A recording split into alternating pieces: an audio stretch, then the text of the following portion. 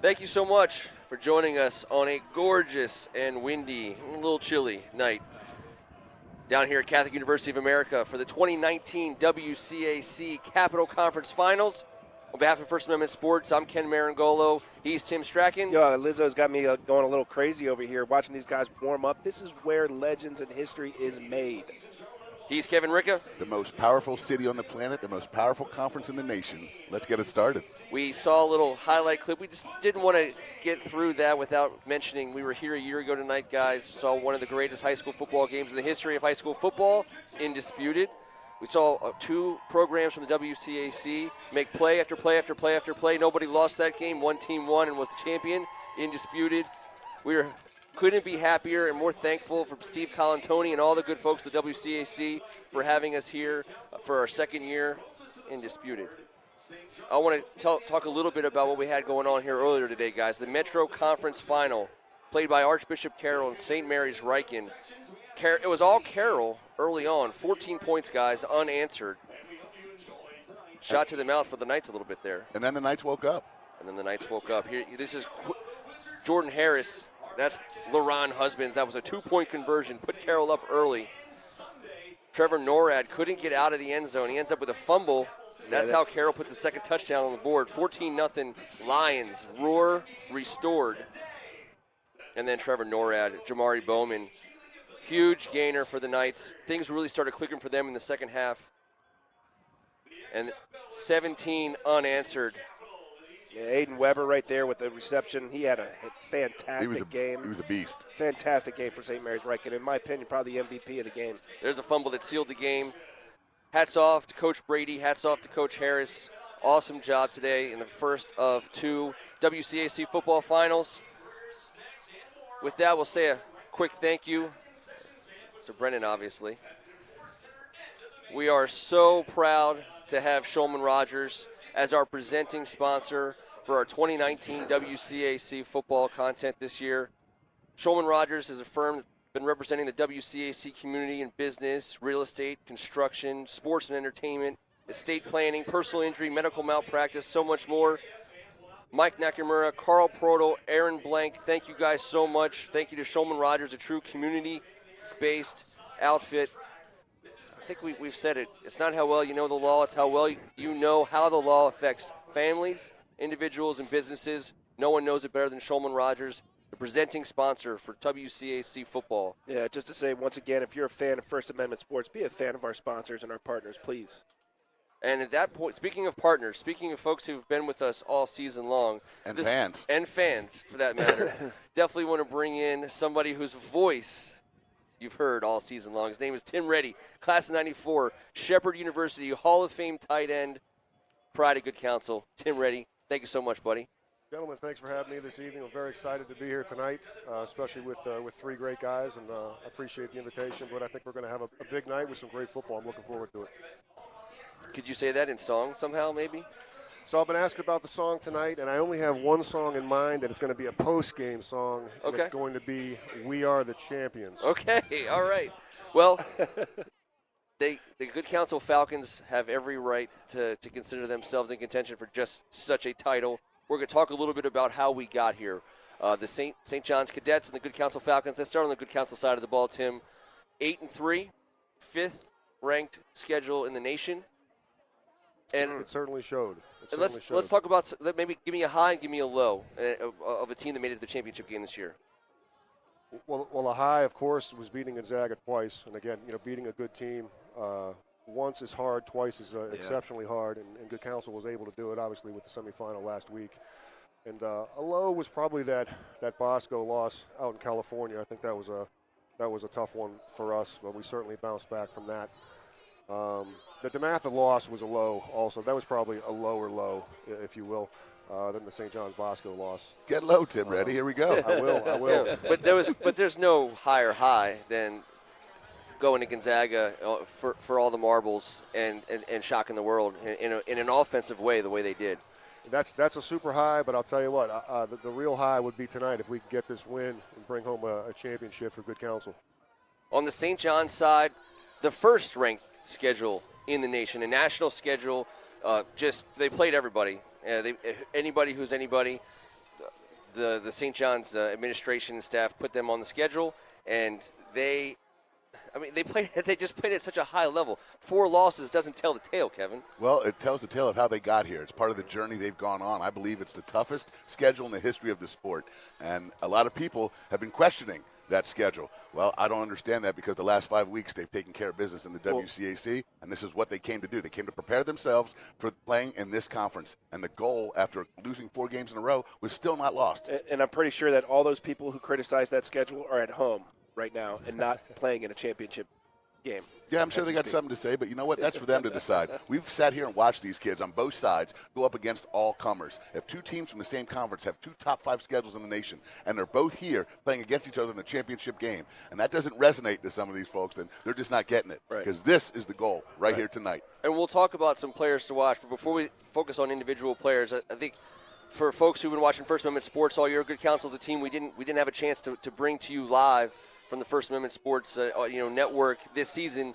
But when you look at the Good Counsel defense, senior laden, 10 out of 11 starting guys, right? I mean, heavy senior laden. Obviously a lot of those guys got playing time last year, and this has been a big year for them. And when you have that kind of leadership out there and that kind of experience, these kind of things tend to happen. But it's a talent-rich field also. And I think we're going to see a lot of great stuff happening tonight. I don't know what's going to happen next year, but we're going to worry about that after this game. That's right. We do have a lot of guys coming back as well, so we're excited about that. But we're certainly excited to see what these guys can do in the final football game of their high school careers. Everyone's earned the right to focus on 60 minutes or well said. 4 quarters. These 2 teams have earned the right to be here. That's right. In an unbelievable fashion. Let's talk about some of the players we're going to watch here tonight. Let's start on the Good Counsel side of the ball. Good Counsel brings in some of the finest players in the nation, including co-defensive players of the year. And I believe they're both mentioned in this list. Can't say anything without talking about Mitchell Melton and Chris Jenkins. Quality, classy, amazing defensive players. Well, 17 and 18, Mitchell and Chris, and I guess they've been teammates for a long time. I guess they started playing ball together before high school, so they've been doing this for a long time. And as I said all year, when you see those 2 guys standing up out there, it is imposing, it is scary, and they're a huge reason as to why Good Counsel's had so much success this year. But they're not alone. I want to throw out Brandon Roberts and Jordan Wollo in the middle. Those guys, don't get a lot of press because, a defensive tackle and nose guard usually taking on blocks and making plays for other people, or making so other people can make plays. The linebackers are going to collect on that. Sivion Wilkerson, when you watch Good Counsel football, there's somebody who has a little bit of a buzz about him, electrifying nature across the screen. He did it against Gonzaga. He's shown up in big moments for the Good Counsel Falcons. Landon Tangwall, we've talked about him in the basement, guys. He's old school, just a big, burly man of a football player who just, whatever you want to get done, you look for number 72 and you try to get it done behind him. That's a fact. And they've done that, too. They've moved him around a little bit. They'll go with a loaded package to one side. Well, they'll put him at tight end, and then they're going to run right behind him. So he is pretty versatile in that regard. Jalen McNair representing the DBs for Good Counsel. Just that whole defense is stacked. I don't feel – we have Tim Rady here. I feel like we got to say the name Harold Miles because it didn't seem like a Tuesday went by when we didn't mention him. In fact, we called him their leading receiver, I believe. And one other honorable mention, not on the screen, Sean Aaron. I mean, this guy's a football player, and he makes huge plays, especially in games like this. Aaron. Let's look on the other side of the ball. Players to watch for the St. John's Cadets.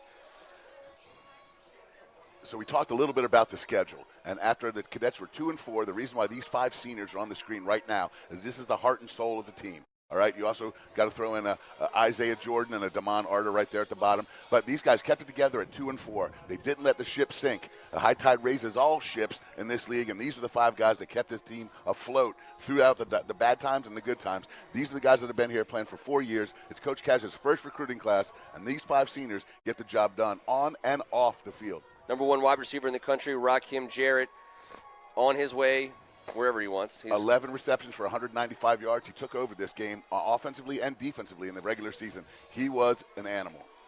Well, he's going to have our attention tonight. You can guarantee that. Well, yeah, when you win a game at the end like that, you definitely don't want to lose sight of number one. Sol-J Maeva is on a hot streak. We've been talking about him as somebody who's been locked in. He's been playing in the pocket. He's been playing outside the pocket. He seems like he knows what he wants to do at the line of scrimmage. And he does. And number 19, Greg Hudgens, on the other side of the ball, played his boys club ball with Savion Wickerson for the Columbia Ravens. They go way back together, and these two guys have been going at it. He's also good friends with Landon Tengwall. His father told me they've been texting all week long, and I can't imagine what those texts would say. I love that. Rakim said, I woke up feeling dangerous today on Twitter. And who answered him? Savion Wilkinson. So did I. There you go. There you go. Let's talk some keys to the game. These keys to the game could and are applicable to both sides. Good Counsel versus St. John's. The line of scrimmage, we've been watching the biggest, strongest, most athletic trenches players at the high school level on a week-in, week-out basis. That will be, again, true tonight. These two teams, in the schedules they've played over the 3 years, have been hardened to the fact that they've played against the best lines on both sides of the ball, in conference, out of conference. These guys are warriors. They're battle-tested. It's going to show tonight. Whoever gets it done is going to have the advantage. We know that. And it all starts at practice, and we've heard over and over again how hard both of these teams practice. And they're hitting each other all the time, and that's how you get better. And that shows out there on the field. Turnovers are always a big story, but when we talk about defense wins championships, St. John's defense, especially the way that they've been playing up front when they've been adding the extra guy and going 5 guys along the line of scrimmage, and who those guys are. The best part is those defenses don't have to play against each other. The good Counsel defense is going to have their hands full with the St. John's offense, and the good Counsel offense is going to have their hands full with the St. John's defense. It's going to be an awesome storyline as we move all the way through the game because Mitchell and Chris are going to be getting theirs, and the same could be said for that defensive line of Baby Bus and Tyze and Jay Sherman and Greg Hudgens. Country, and, hey, those guys deserved it. Mitchell and Chris deserve to be co-players of the year, absolutely. The St. John's Cadets, it's crazy because Good Counsel defense has talked about it, and they well earned that respect. St. John's defense gave up less points in WCAC play than the Good Counsel defense this year. Crazy stat. I'm telling you, these two defenses are as good as it gets. St. John's has given up 1 fourth-quarter touchdown all year long in the WCAC, Wow. 0 in regular season play. We know Good Counsel scores as many points on defense as most teams do on offense. This is such a battle right here. Circle that final thing, or just pretend to circle it with your finger. This is going to be the deal tonight, defense. Well, that trend's got to continue for Good Counsel to win this game tonight. They have got to make some big plays, some touchdowns on defense and special teams. I think it's going to happen again tonight, but it's got to happen for them to win. They're also going to have to contain Sol-J, and they're going to have to contain Rakim. I think that's got to be the keys for them this night. No doubt. Players have taken their locker rooms. They're getting their last words from their coaches, maybe a last couple minutes on the headphones. Because next time they come out on this field, we'll be minutes away from kickoff. Tim, I mean, I just got to say, man, it's been a lot of fun having you on a Tuesday night, and having you here with us especially is fun because no matter where we've gone on Wednesday through Monday, I've been stopped by people saying, hey, that guy who sings on your show on Tuesday night, what's he going to sing about? You know, if Good Counsel played that guy's team, he's going to want to know what you're going to be about to be singing about. It's probably been the most popular part of our entire show all season. Well, it's been a lot of fun for me, and it's something it's been a challenge every week to kind of try to come up with something new. And look at you! Look, the mask is off. No more masked singer. You are out in public. Jump in there, T-Bird. I'm all down here. I'm down in the bottom here. Hey guys. T-shoulders right now. It's perfect. The masked singer. It's so great. The soundtrack to this WCAC 2019 football season. It's going to be amazing. I have not fielded any offers yet for my singing abilities, but I am here to say that I'm welcoming them. If anybody wants to throw me out there, I'm happy for that. There's been some offers. I don't know if it's offers you want to field, but there's definitely been some offers on what we could do with some of your songs. I know when you went Precious and Few this week, if it just took us all back to our parents' childhood, but still, it was great. Well, I try to mix it across the board a little bit, and honestly, it's whatever song that kind of comes to me on the radio as I'm driving into work, and then I try to morph it into something that has to do with the teams we're playing and maybe a specific player. It just depends. I love that you say you like to keep up with the kids and the trends, but I didn't know that anyone still listened to the radio. So that, my friend, is amazing. I enjoy that. You're bucking trends. Well, let me clarify right that. away. Let me clarify that. It is Sirius Radio. There so you go. There you go. I'm fairly hip in that regard. My man. We will be fairly hip. welcoming the players here on in a moment or two. We'll get to a Star Spangled Banner, and we'll be ready to kick off this game. But I just wanted to say thanks to my guys here, Tim Strachan and Kevin Ricka. You know, a year ago we said we wanted to cover the WCAC. We want to be in this booth. We want to be calling big games. And here we are, a little over a year later, talking about some of the best high school football in the entire country on a week-in, week-out basis. And yet another championship game where we expect pretty much the best players, you know, that our area has, the representatives of that. It's such a high level of football. I'm so excited to watch it. And I just want to put one thing to rest and to bed, because everyone wants to talk about how great last year's game was, and it was. And it'll go down, and it deserves every spot of it. But I just hope people take a second and remember that they're about to see something special tonight, too. And when all is said and done, there's going to be parts of tonight that will live forever. Yeah. And these kids should take a whole lot of pride in that, not just them, all their parents in the stand. And it's at this point in time that I want to say thank you to all those parents, all those family members who are tuning in around the world, really, especially those men and women in uniform who are wearing the greatest home team jersey that there is, and bases that we've been able to hear from that are putting these games on because you have family from one of these schools or you went to one of these schools. From the bottom of our hearts, we thank you, and we want to welcome all of you in here and to watch this game with us, because we got the best seats in the house, and we are passing them right on to you. Well, it means a lot to us. I mean, Kevin and I played in this game. Kevin and I played sports with each other and against each other before we even went to high school. And then Kevin goes to St. John's, I go to DeMatha. We play in this game against each other.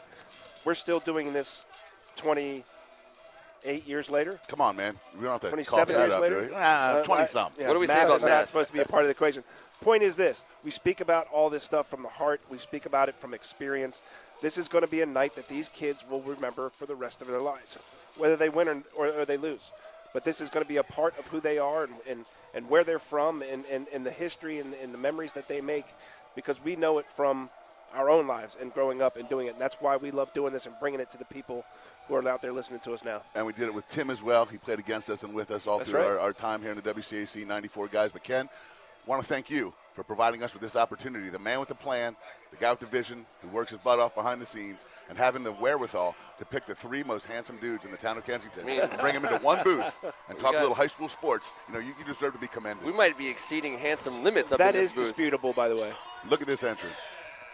Tim, ready before we let you go? Any final thoughts here before we get this game on? Well, I mean, obviously this is the last game of the season for these guys, but I know that there's a lot of players on this field that we are going to continue to see play in the years coming up in college. And I definitely, in my opinion, there's some pro football players out here that are going to be in the ranks here in the next 5 years. So we're going to continue to watch them, but we're looking forward to a great game tonight. And I'm very happy to be here. Gentlemen, thank you so much. Awesome, man. It's been a fantastic season. Thank you, brother. And I'm looking forward to a great game. We look forward to your basketball season of songs this year. We've got to have an encore performance in the basement, maybe live. I can do that. Oh, yeah. I can do that. Maybe just an intimate, just a little, maybe a little someone tickling the ivories in the corner, just something nice. And let's do it tonight. All right, well, that's a done deal. There is no work tomorrow. That audio may go in the vault if it does happen tonight, but we'll see. St. John's is taking their sidelines. We expect to see the good Counsel players out here any second. They have appeared from the top of the staircase, all in white. There they are. They're about to make their way onto the field now. The Counsel looked really menacing coming on the field last week, and like I said, on Tuesday night, I think they're going to ride that energy tonight, and we're going to see some awesome stuff. Here they come. Captain's out first. We got a coin toss coming. All right, Tim and Kevin. Hope you guys all have a great game. We wish nothing but the best for the WCAC at the top of this way. We certainly pray for the health of all these young men. Hope that everybody in the stands has a great night. Hope everyone at home watching has a great night. Well, let's have a great night. Let's have a great competition, and let's have great sportsmanship from everybody. Well said. Yeah. Thank you. Again, you could have said that in song. I mean, just throwing it out there. I mean, you could have just given me some acapella, an acapella Tim. I'll tell you this. I think one thing that we all miss about playing in this conference is this moment right here. Yeah. The feeling these guys have, the butterflies, the excitement, going out there with your brothers that you've worked so hard with season by season. And a lot of these seniors, no matter what happens, this is their last high school football game. The emotion on that field right now and being with your brothers, that's what I value the most. The bus rides, in the locker room, stuff like that, being with your guys. It's all ending for a lot of these guys tonight. The emotion's going to be all over the place. Well, Kev, you and I talked about it before the game, too. You know, that feeling, that pregame feeling and how we don't like it. And, you know, what really ultimately solves that is that first big hit. The big hit, the first hit of the day. It's coming. It's coming. That's the most people have ever seen at a coin toss. The real deal at high seal school. right there on the right side of the screen. There's our guy. There he is. M-Seal photo. Go check out his pictures. They're the best. msealphoto.com. Most talented photographer in the Washington, D.C. area, Matt Seal. Indisputed. Mitchell Melton is he standing on like on a ladder? It was a Shenandoah's Pride milk carton. Yeah, was he standing on a milk carton? It actually said Holy Because Redeemer. he looked like he was a foot taller than everybody, and there were some tall guys in there.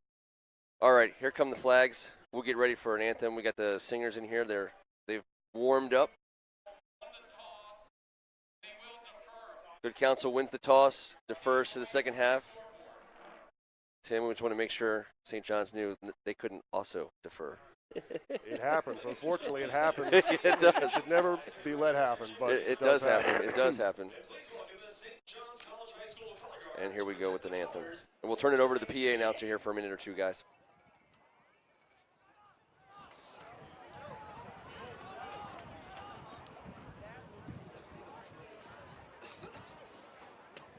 Ladies and gentlemen, as the color guard gets into place at midfield, we ask that you please remove all headgear for the invocation. Strong and faithful God, as we come together for this athletic event, we ask you to bless these athletes, keep them safe from injury and harm, instill in them respect for each other, and reward them for their perseverance. Bless all who have gathered for this game, students, parents, and visitors. Inspire all to have a true spirit of sportsmanship and a value for others. In all of us, may we have a Christ-like attitude. Let us also remember our men and women who are in the armed forces. We pray that the Lord will keep them in the palm of his hand and return them safely home. Lead us all to the rewards of your kingdom, where you live and reign forever and ever. Amen.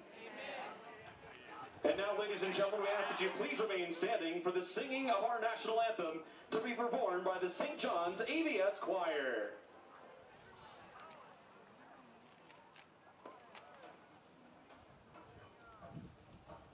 Oh, say, can you see by the dawn's early light what so proudly we hailed at the twilight's last gleaming, whose broad stripes and bright stars through the perilous fight o'er the ramparts we watched was so gallantly streaming, and the rockets and rifles bursting in air gave proof through the night that our flag was still there. Oh, say does that star-spangled banner yet wave on the land of the free and the home of the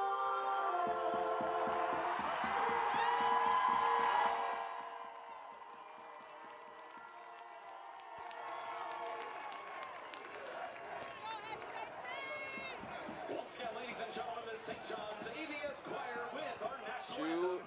And the football St. John's championships College today, High guys. School Two amazing anthems. Choirs for Tip our tonight's hats to game. the Archbishop Carroll High School Choir, who gave us a great anthem for the first game, the St. John's Girls Choir for the anthem. And it's always better when people sing it live. Right It's up here with always us, better. that was awesome. We said good counsel deferred. They will put their defense on the field first. So, Ken, it's time for everyone at home to take a peek at this. In round one, St. John's Good Counsel, 5 weeks back. Good Counsel brought 6-man pressure. 2 of the 3 linebackers blitzed 85% of the time. Last week against Gonzaga, 90% of the time they rushed 4. I think we're going to get a dose of some pressure out here tonight, but let's see what they do on snap one and how they start off and how St. John's deals with that pressure, because they got home a bunch last time, a bunch of hits on Soldier. He actually got knocked out for the 4th quarter. Now's the night. I think it's going to be a bit of a chess match, actually. I don't think they can bring the pressure all the time, all game long. I think they're going to have to pick their spots, but really pick their spots of when not to bring it and try to get into Soldier's head and kind of mess with him a little bit and throw him a little bit of some decoys as well. Vincent Arago, number 36, kicker for Good Counsel. Keep your eyes on him. He's a talented foot. He's a weapon. First team all WCAC. Rakim Jarrett will watch this ball sail into the end zone. Tell you what, every head coach in the league wants to see a touchback when Rakim Jarrett, Caleb Coombs, And you're looking at Curtis and Jamar Curtis and Jamel Overton are back waiting for a ball. Well, they're a 1-2 punch. If you try to take away Rakim, you got Caleb Coombs on the other side who can make just as big plays as he can. So pick your poison. 1st and 10 from the 20. Soldier Maeva and the St. John's offense goes to work against this vaunted Good Counsel defense to open things up. 5-2 look. Handoff inside, Mitchell Melton leading the charge. That'll be a loss of 1 for Colby McDonald. It's interesting. They did go to this 5-2 look about 10 to 12 times through the course of that game. To put an extra guy up to the line of scrimmage and play with 2 linebackers, and then maybe bring 1 guy, but maybe just stay at home.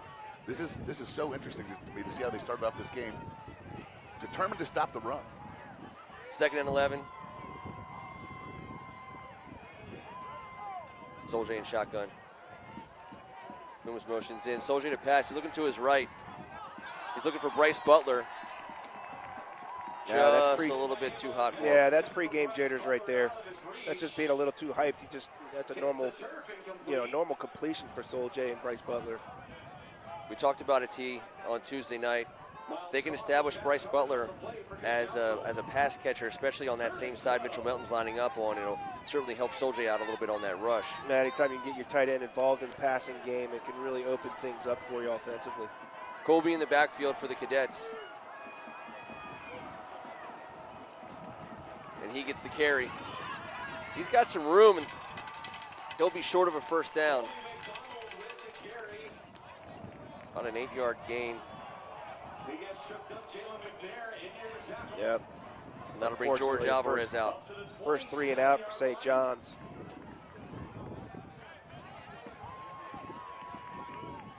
Very interesting to see that. The Counsel rushed 3 and play coverage there. St. John's ran the ball into the teeth of it. That's what you got to do against a 3-man line. Just a bit short. Great stop by the Good Counsel defense. You think Great that's start. something maybe Soldier's calling on the line of scrimmage? Very possible. George Alvarez drops back into punt formation.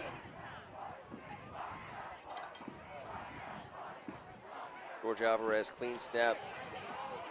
Ball off, fair catch at the 42-yard line. Jalen Dotson, the junior wide receiver DB for the Falcons. Now here comes the big question mark for Good Counsel, their offense. Not last week they had things clicking, they were on point, everything working for them. That hasn't been the case for them all season long. It's been the defense and the special teams that have stepped it up, ridden the backs of all the wins, but it's the offense tonight is going to be a big X factor for Good Counsel. Savion Wilkerson comes in hotter than a firecracker, just as explosive. Yep. Can St. John's detonate this Good Counsel run game, or are they going to light the scoreboard up? We're about to find out. Savion with the handoff on 1st down. And crowd surfs his way for a gain of just about 5 yards. Big number 8 in there for St. John's Cadets on the defensive line. Troy Williams healthy to go in the championship. That's a big deal right there. Anytime you can put a Clemson commit on your line of scrimmage, you're doing just fine. Hasn't played in a month and a half. 2nd and 5.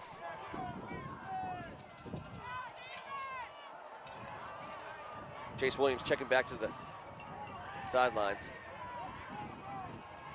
Plenty of time on the clock, 13 seconds on the play clock. Moni Dickerson, senior fullback, in front of Wilkerson there in the backfield. And he gets the handoff again. And he fights his way to, I got him right on the line. Yeah. We'll see if the referee is going They're going to make him go. It's first down. They're going to give him the first down.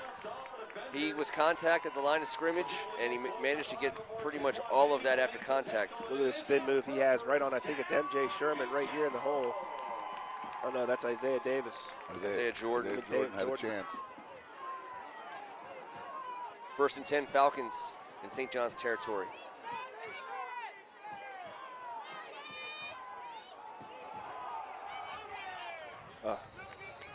Savion Wilkins just never had his feet under him. Loss of 1 from the go. Bad negative first down play. Makes his second down really big in order to try and get a manageable third. There's already a battle going on at this line of scrimmage. It's Oh, not yeah. going to stop. That's where it's going to be all night long. I don't Falcons think offense. I don't think either team is going to have a whole lot of success running up the middle. They still have to do it to keep that defense honest, but I don't know if there's going to be a whole lot of gainers right up the middle between the tackle. Chasing shotgun. Sivion with the give. He fights his way for a gain of about 4. It'll be 3rd and 7. Tyze A. Johnson and Rakim Jarrett involved in that stop. They rode Savion Wilkerson right out of his shoe. That's one way to get him off the field. But then comes in Sean Aaron. Yeah, Sean Aaron, they're actually in a pro set. They had both of those guys in the backfield. There's Lee J. Hatcher coming into the game. Looks like it's going to be the same formation. A stable of backs. There's 6 running backs out here that are all, could start anywhere in the country. All 6 scored in the last contest. Keep an eye on all 6 of them tonight. That's crazy. It's nuts. Sean Aaron with the give. It'll bring him 4th down and about 5.5, call it 6. Coach Andy Stefanelli, friend of the basement. All around good guy, leading the good counsel charge. Sends out Vince Arago. Good Counsel, 83 grad. Coach Stefanelli is 22-10-1 here at Good Counsel in his 3rd year. 9-7 in WCAC play. This ball could go to the end zone, by the way. Here comes Damani Dickerson. Vincent Arago back in punt formation for Good Counsel. He's got the distance to the goal line from here. And that is into the end zone. That's a 55, 56-yard punt. Netted 36-37, but the biggest thing is no return. Yep. 2 times Good Counsel has kicked. 2 times St. John's been unable to return. That's what you're looking for if you're a Falcon fan tonight. All right, so both offenses seem to get the jitters out there. In the first series, both defenses did what they do and got stops. Well, the real action right now is happening on the benches, on the sidelines, trying to figure out, the feel for the game, where they're putting people, what are they doing a little bit different. It's a chess match right now. Somebody's got to figure it out first. 1st and 10 from the 20. Cadets go to work. There's the handoff to Antoine Littleton. So, guys, That's a 5-yard gain. Mitchell Melton is lining up as the left defensive end. He's been the outside linebacker all season. And you got Chris Jenkins, who's been a right defensive end all season, lining up at right defensive tackle. They're mixing it up a little bit. Sure. Ronell McCorn, who's been on the left side, is over on the right side. So there's some matchup things going on that Good Counsel thinks they got an advantage with. Ronald McCorn had a huge game last week, probably his best game of his career. We'll watch also the usage of Antoine Littleton at running back with Trey Williams back in the defensive line. Could mean a couple more carries for him in the backfield. How much is on the right side? Another handoff to Baby Bus. And he fights his way forward. That's going to be good for a 1st down. St. John's is in the books for a chain mover. Littleton eats up contact and gets another 2 yards. Jason Moncur, the safety for Good Counsel, just realized what it's like to take on Baby Bus right there. See how he got run over just had to run off the field holding his We tip arm our a hats. little ginger. 22 joins the club of men we respect a great deal. 1st and 10, 31-yard line. Soldier Maeva. Rock him at the bottom of your screen. That's a handoff to Littleton. He's got to lower with him. He puts one guy on the ground. He'll be short of first down territory. Yeah, it's definitely short. I don't see the marker on this sideline that lets you know where the first down marker is on the other side because the official chains are on the far side of the screen that you're looking at. But I don't see the one on this side where he would have Have to do quick math. should have known where to go. That was a good-looking stiff arm. When he gets through the line of scrimmage clean like that, he would rather be moving north-south. He was moving east-west there. Second and short, we have a flag down. And it's going to go against good counsel. This will bring up a first down for St. John's.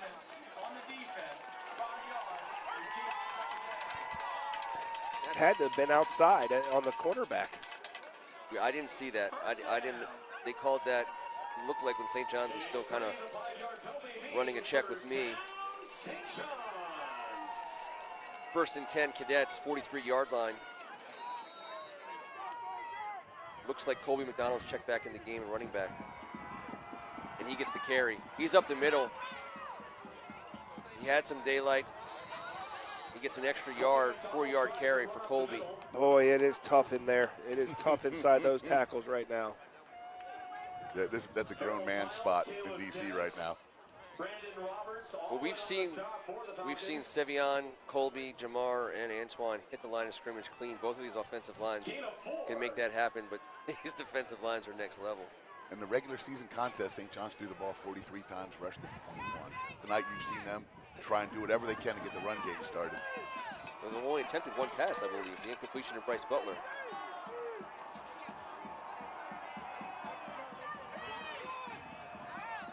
Soldier gives to Colby McDonald. He's off the right tackle, and he's got first down yardage.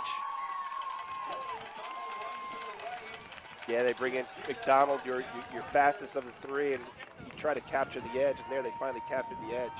Got away from that middle. Those are tough edges Jump, to capture with Mitchell Melton and Chris Jenkins, man, and patrolling the outside. But I think when you run it up, time after time after time, it brings that defense a little closer together and then allows you to capture that edge. Looks like they were looking at number 66 on the right side. They were able to get around Big Demond there. Demond Arter's going up against some guys in his day. Yes, he is. First and 10. Handoff goes to Colby. He's got some room on the left side. He's at the 40-yard line, and will be brought down at about the 37, call it the 38-yard line, where that O-line working in tandem got the edge there as a group.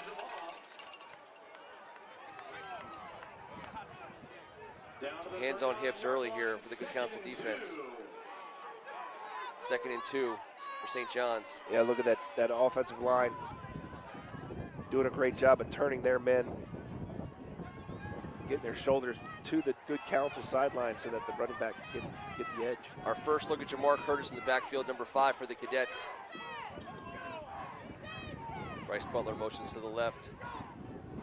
And Soldier keeps it and gets it out to Rock early. He avoids contact. Now it's a foot race. He's knocked out of bounds at the 13-yard line. Call it the 12. Rakim Jarrett turned on the burners. Oh, can he turn on the jets? He looks like he's just cruising, but you see on film, you can see right there what we saw. He got up that sideline. He was gone. So he's able to shake contact here, and then it's just acceleration. Once Caleb again, Dennis, though, has got to make that first tackle. Jason Can't let him out of your Moncourt, grasp. safety making stops there. You're right, T, but it's easier said than done. Oh, for sure. Well, we've seen him catch the ball with his back to the defense and then turn around and beat everyone in a race. Antoine Littleton deep, and it'll be his ball over the right tackle. He's down to his 6-yard line. On the tackle is Harold Miles. Harold Miles with 5 interceptions on the season as a middle linebacker, including one in the red zone in the last contest between these two. Clock moving good now, guys. 3 minutes to go in their first quarter. St. John's second drive. Keeping Sevion Wilkerson on the bench. Always a good part of your game plan. Littleton remains in the game. And he'll get the ball again. And that's what good Counsel wants. Now he's going to get a gain, and it's going to be at the end of the day. He's going to do what Littleton does, but that's what you want. You want him stood up with the motion stop at the line of scrimmage. then it's just a fist fight. And then he's gonna get what he's gonna get because he's a big, strong guy.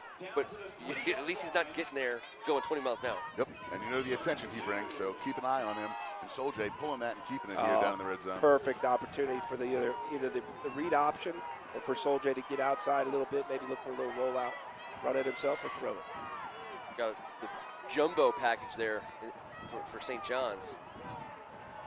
Arturo Maddox.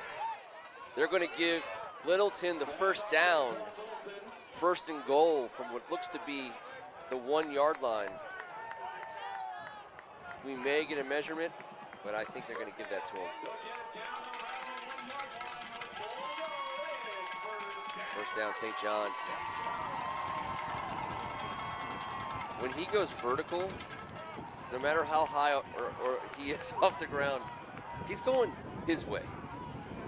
It's going that way. It's not going any other. What'd you call it, the Boeing Airbus? Yeah, the Boeing Airbus. I want to say Tyze Johnson and Arturo Maddox from the backfield there. We'll get a confirmation on that.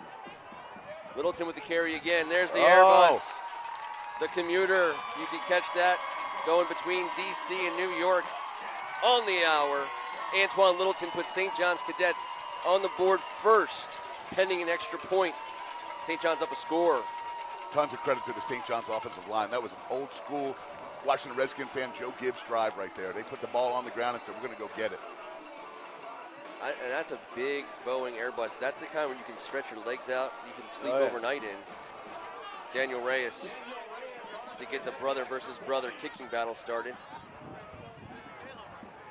His brother John plays for the Falcons. They call it a luxury airliner. That was luxury. Kick is up, kick is good. 7-0 St. John's Cadets. Scoring first has been the Cadets' friend. And in a championship game, although that hasn't always been the way it's gone, the team that scores first certainly gets a hell of a lot of confidence going their way. Yes, and absolutely. One of our keys to the game was winning at the line of scrimmage. On that drive right there, it was about 10 rushes, and St. John's won at the line of scrimmage throughout the duration of that whole drive. They mixed it up. 3 different running backs saw the ball, finished off by big number 7, Brute Finesse, getting it done from the 1 yard line. You're not stopping that. Long drive. Got a minute and a half to go in the first quarter. That when you're playing at defense as good Counsel, one of the things you can do to help yourself is make them tired. A long drive like that in the first quarter, that's a big deal. Soljay Maeva with just a ton of meat there in the backfield. And there they go. And that's Bryce Butler and Tyze Johnson leading the charge.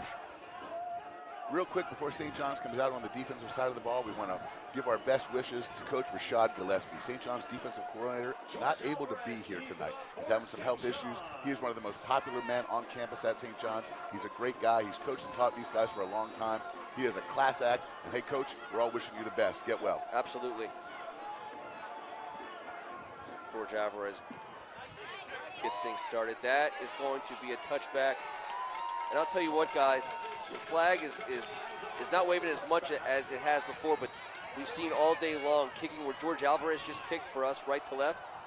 Hardest kick there is. Yep, if he's got the leg for that touchback, that's a good sign for St. Yeah, John's. looking at the flags up on the top of the field goal post, they are still blowing in the face of St. John's as they go from right to left on your screen. That has been a factor all day, especially even in the earlier game. It's been real tough to throw the ball out there.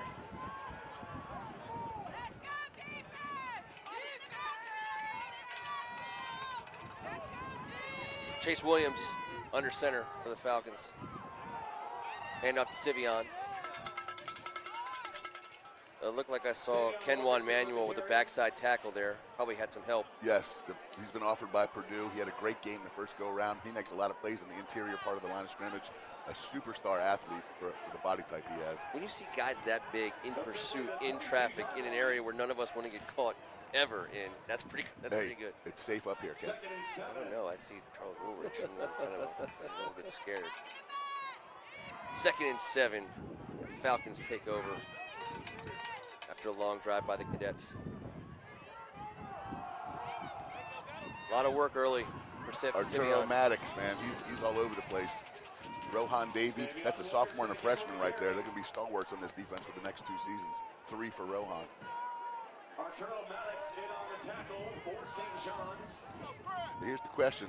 With Chase Williams coming out here, they've run the ball every down. 3rd and 4.5. Gary Rosemond, Mordecai McDaniel coming out from coverage. Miles Cross out here, number 10 for Good Counsel, their best receiver on the season. St. John's best cornerback, Mordecai McDaniel, the Tennessee commit. Keep an eye on that matchup here on 3rd and 4. He's looking to throw. And he is in the grasp and brought down by Trey Williams. A healthy-looking number 8. This is a top 50 player in the nation, not just at his position, at any position. The Clemson commit, number 8, coming back. How about that moral support for the St. John's D?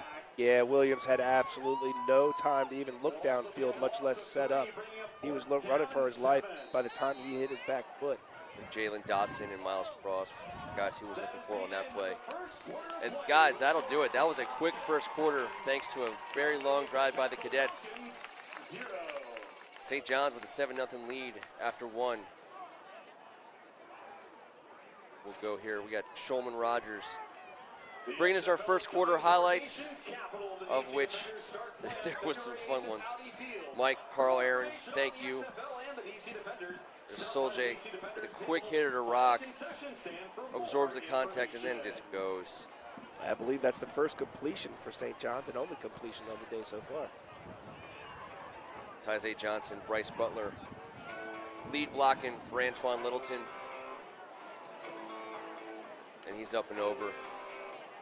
It's been a fairly clean game so far. 1 quarter, not a whole lot of penalties. We did see a little bit of laundry, but nothing like what we saw earlier today.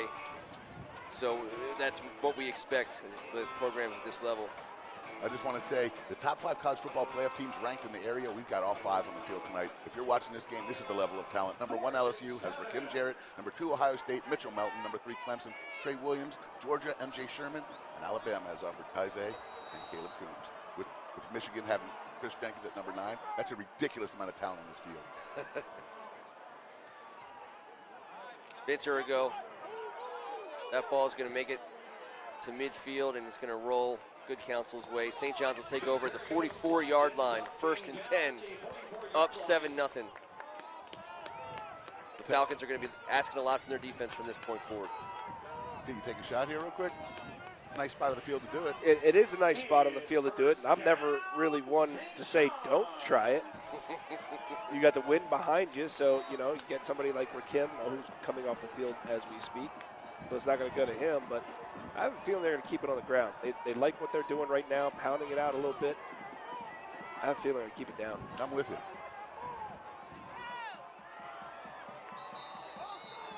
Referees didn't like that. Yeah, it's going to go get St. John's. Not a way to start this drive.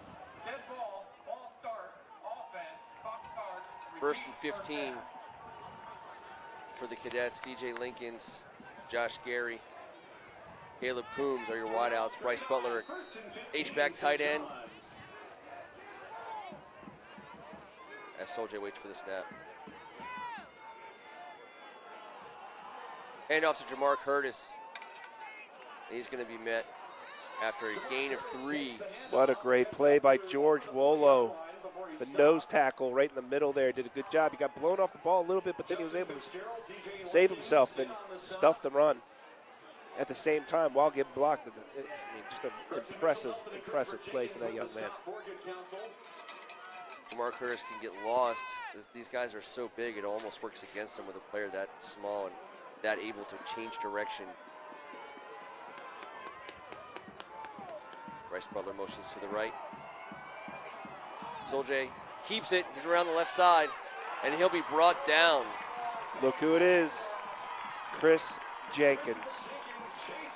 And I'm sure Solje's been having nightmares with these 2 guys since the last game.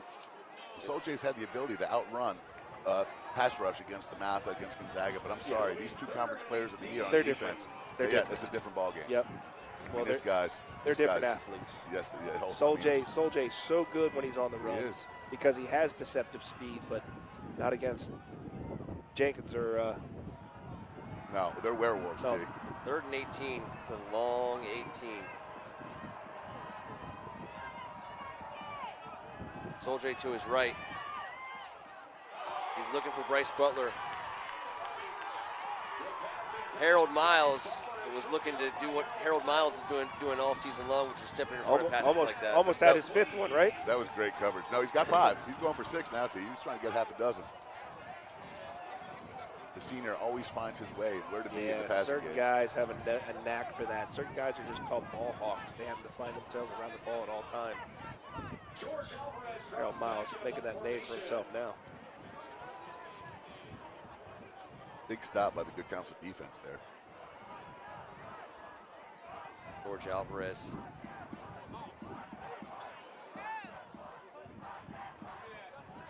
And he gets off a beauty. He's going to drive Dotson back. The ball's going to touch down at the 20. They're going to make its way to the sidelines. That's ridiculous. Great field position changeover by the Harvard-bound punter. That was an over 60-yard punt right there. I'm telling you, between Ergo and Alvarez, got everything you want in a kicking game tonight. Fellas, it's a very important night for both these programs. This is the 30th anniversary of the St. John's Cadets 1989 championship, the season of the soldier, and the 10th anniversary of the first championship in Good Counsel history. 10 years ago, Stefan Diggs and those guys won the first title for Good Counsel in the history of the league. Everyone's celebrating. A good shot. Landon Tangwall, number 72, left tackle for the Good Counsel Falcons. Chase under center. Hand off to Sivian, nowhere to go. Arturo Maddox had 10 tackles in the first contest. He's the man in the middle. All those big boys up front clearing out the way, and Arturo is a heat-sinking missile. Tyze Johnson, Greg Hutchins, and Trey Williams eating up blocks. Number 52 flying to the ball. He's going to be fun to watch for a few years. He's a throwback. You know, he's got stuff hanging off of him, the jersey's untucked, the socks. He doesn't care. He just cares about tackling the man with the ball. He's so fast. Doesn't seem fair. 2nd and 12 for Chase Williams, the Falcons offense. Sivian deep in the backfield, and he'll get the handoff. And once again, he's getting contact behind the line. He makes his way back to the line of scrimmage. It's going to bring up 3rd and long. There's a reason why all top 5 teams I just talked to you about in the college football rankings have offered Tyze Johnson. He's a junior. What a great future ahead of him. Remember that name. You're going to be seeing it quite often. And another year here in D.C. Look at Landon Tangwall out there. That's what an offensive tackle is supposed to look like. An NFL offensive tackle. Exactly. Oh, no, that is not what a high school offensive tackle is supposed to look like. Golden Yes. Chumba, all those guys have that similar build to themselves. Olufashanu. 3rd and 11. Chase Williams to Sivian Wilkerson, who gets through the line of scrimmage, and he's fighting. Rakim Jarrett's going to finish him off before he can get 1st down yardage. Big time tackle by the wide receiver. Is this a decision here? Is it? I think No, you got it's to punt not, this. because if you gotta don't punt make it. it, for whatever reason, you cannot give St. John's that short of a Absolutely. field. Especially with that defense you're putting on the field in the all-white. Savion, man, is he fighting for every inch. I love the way he plays football. If you're watching right now, offer this man. Offer this man a scholarship right now. People are mistaken. They hear the name and they think a speed guy or a scat guy. Let me tell you something. He gets so many yards after contact and in between the tackles. He's the total package. High snap. Ergo fields it. It's going to go right to midfield. It's going to come our way. St. John's Cadets will take over the 48-yard line, 1st and 10. Similar position to last time when Kevin Ricka thought maybe they should air it out. Oh, no, I was just asking Okay, a question. sure. I No, you're certainly- right. Hey, listen. Coach Casamento is 143 and 27. I am not debating anything he decides. 33 and 11 in his 4 years here at St. John's with a 24 and 1, 21 and 4 record in the WCAC. The man's won 16 of the last 17 WCAC contests. I'll keep my mouth shut on that situation. Sol J. Maeva. And to Colby McDonald. Mitchell Melton. You see what he does? He lingers, got his shoulder square. What does he do? Melton in the middle. No doubt. He's everywhere. But yeah, he was in the middle that time. He's I love just how he everywhere. plays. Yeah, number 17. You can't miss him. I think he's wearing stilts. To be that young, play that well in space is scary. Ohio State got a great one in him.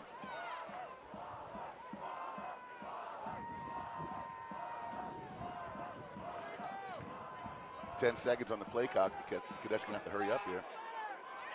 Just about 7 minutes to go in the half. Melton drops back to the linebacker depth. And now he makes his run. Bryce Butler, that's a first down catch for the St. John's Cadets. And there it was. Mitchell Melton drops back and then delays his blitz, opening up a spot for Bryce Butler, and Soldier Maeva sees it all the way. Huge play for St. John's, but watch Caleb Dennis. He has about an inch, and he almost has his hand on that ball. Not for an interception, but at least to knock it down. Game of inches, boys. Game of inches. We've been talking about Butler as the best tight end in the league. We saw it today, tied with Nate Kariski as the first-team tight end in WCAC.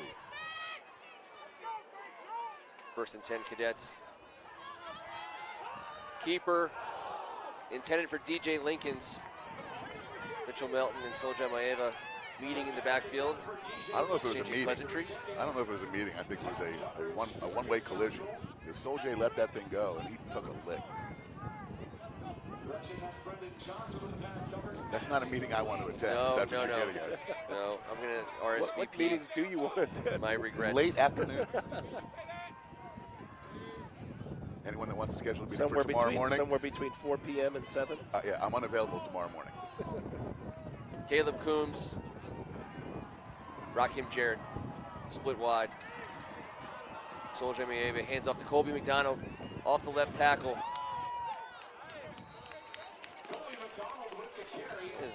Again, say his name, Bryce Butler in there with a block, helping him for the last 2.5 yards there for Colby McDonald.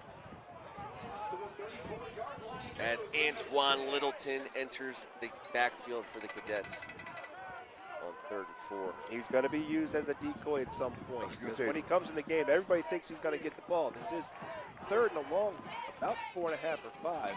Think anyone noticed he checked in? I wouldn't Move be your surprised. I car. wouldn't be surprised if this is a play action. He's up. Soldier Maeva out to his right. He wants Caleb Coombs. Caleb was covered. Good coverage by good counsel. It's going to bring up 4th and 4 from about the 34-yard line. It's that in-between area where you see these guys go for it more often than not. We were watching the kicking in the warm-ups, Ken, and we thought that Alvarez probably was good from about 37. Alvarez? Yes. Oh, he was making it. Oh, Alvarez was, I think he's about 42, 43. Arago was making it from 47 pregame. St. John's wants to talk this 4th down over. 5 minutes, 43 seconds to go in the second quarter. Ladies and gentlemen, don't forget at halftime to head on down to pick up something to eat or drink or sneak away right now to grab something from the Elizabeth Seton. Well, it's a big 4th down, Kevin, for St. John's. Not only just to move the ball, but, I mean, up 7 points. If they can get the first down here and still preserve the opportunity to put some more points on the board and take more time off the clock. Absolutely, T, and maintain possession. Listen, in that first game, 3rd and 4th down conversions were the key. St. John's on 3rd and 4th down were combined 10 of 18 to keep drives alive. Good Counsel, on the other hand, 2 of 12. So this has been a stat that everyone's taken a good hard look at. We'll see what St. John's got up their sleeve. 4th and 4.5.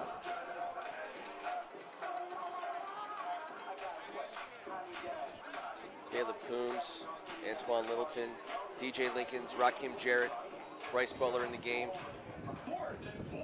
With Soldier and his offensive line.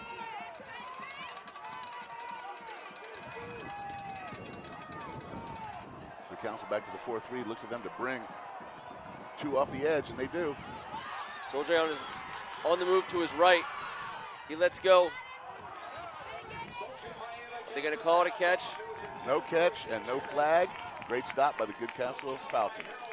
Did you see how fast McCorn was coming after Soldier on that play?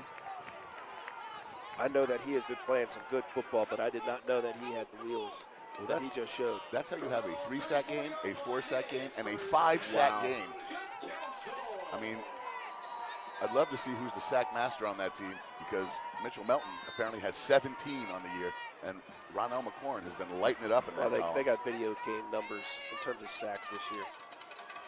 Very golden flavor to the Good Counsel student section tonight. Chase Williams, first down. Trace Campbell in Oh, a it's Trace quarterback. Campbell, you're right.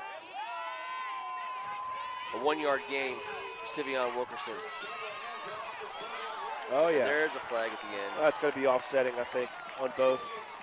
Two big-time players getting emotional. I have a feeling this is going to be on both of them. A little bit of a warning to both teams. Well, we're about to find out. We did see that in the final earlier today. Be on St. John. Oh, they're going to say Rakim maybe initiated it by going over to him. We'll see it at the end of this scrum right here. I think he did. There was a little push. That was nothing. A little Savion got a little punch in there maybe early. Yeah. Well, It's the guy that retaliates, which the Second guy coach in. always I tells know. you. Well, they were tweeting at each other all day. We were bound to see something happen on the field. Trace Campbell stays in at quarterback. And he holds it. Gets a 4-yard gain for the Falcons. Interesting that they go with Trace Campbell to come in and run the read option. he gets those tough yards straight ahead. He's a burly guy. He runs hard for a quarterback in this offense. I like the move by Coach Stefanelli. 2nd and 6. Trace Campbell and Coach Stefanelli's offense. Sivion Wilkerson in the backfield.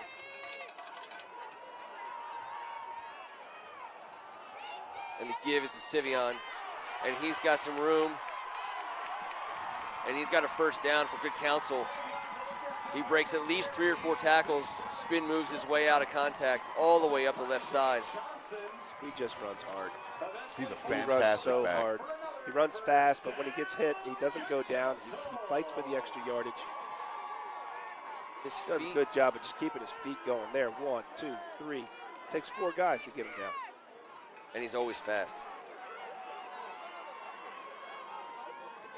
Sean Aaron, Sivion in the backfield. He gives us to number 3.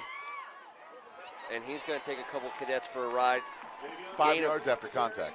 Gain of 5.5. It'll bring up 2nd and short for the Falcons on offense. It's one thing to break a tackle. It's another thing to drag a guy 2 or 3 yards with you. Well, here's the deal. We estimate there's over $10 million of free education on this field tonight. Let's add to that number. Let's get Savion. Wherever you are out there, take a peek at this guy. This is a scholarship kid at a big-time D1 school. There's no doubt about it. It shocks me that the big schools haven't jumped off that yet. He's got time. He'll get his. Trace Campbell directing traffic.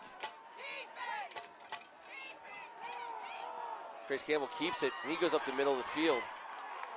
That's a first down. Late flag. Yeah, I'm feeling this might be a hold. Kenwan Manuel holding his arms up, wondering He thought so. if there may be a penalty on good counsel on this play. As good counsel already starts stepping backwards. Yep.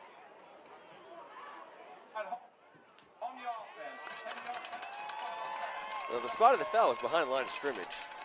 Greg Judkins had made the tackle for St. John's. The penalty is against good counsel. 2nd and long. The foul at the 27 moves back to the 37-yard line. 2nd and 13. There's one thing good counsel can't afford to do. Go the wrong way. Well, they've only attempted 1 pass so far in this game. Tangwall lined up on the left side at the tight end position.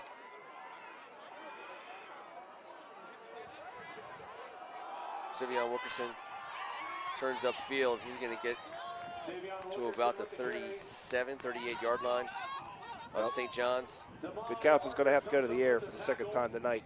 Now, I was thinking that too, but maybe On this. Maybe they're in 4-down territory and they're going to try and That's get 5 possible. a pop That's because very they've been running it and running it and running it. They're They only determined. need to get the ball to The 30 is 30 where they're going to test for a Arago's field goal try. distance. Yeah, if they can get to the 30-yard line, I think Coach Stefanelli would consider attempting it. That's where Arago was good from in pregame. There's a 3rd and a long 8 right now. Trace Campbell's going to hold it. He wants to throw. And that was a save-a-sack throw. And see, this is... And Well, see, nothing ever developed. There was nobody really out in pattern. There was one of the running backs who went to the flat. But he Sean covered Aaron was out immediately. there. He was Whoever covered. the tight end was to try to get over the top, I think it was number 88, Josh Jennings. He just wasn't able to shake free or get open. That's who Campbell was looking for down the field. It would be a 50-yarder. They're not going to let Vince Arago please the crowd with a 50-yard field goal attempt. 4th and 8. Falcons offense on the field. 8 seconds to go on the play clock. I got a timeout coming, and they will get it called. If they're going to play possession, it might be quick kick time right here, but that was not the personnel on the field for them to punt it. Counsel their first timeout of the first half. Both teams have 2 timeouts remaining. But if it was, I'm with you, Kevin. If it was a 4-down, if it was a 2-down territory there, maybe you do run the ball. Yeah. Give yourself at least a chance to either go for the On field third goal, down. go for the Right. field goal on 4th down, or if you have a good enough play to possibly go for it on 4th. And here we are at a timeout here in the second quarter. We want to say thank you to Pat Judge, Beltway Cleaning Services, James Madden and Madden Companies, Chad Barnett, H&B Engineered Products, and the Father McKenna Center. Thank you guys so much. If anyone doesn't know who these fine gentlemen are and what their companies are all about, they've stood next to us and supported us through every single step of the way as we've covered the WCAC. They're the biggest fans out there of all of these schools and all of these programs and sports all year round. And they have been, just beyond, beyond the call of duty for helping us out and again, helping us get the word out. Thanks, guys. And what's the email? If you're interested in sponsoring yourself, please get a hold of us. Hey, tweet us up. Let us know. FirstAmendmentSports@gmail.com. Trace Campbell. Big 4th down here for the Falcons. He's being chased backwards.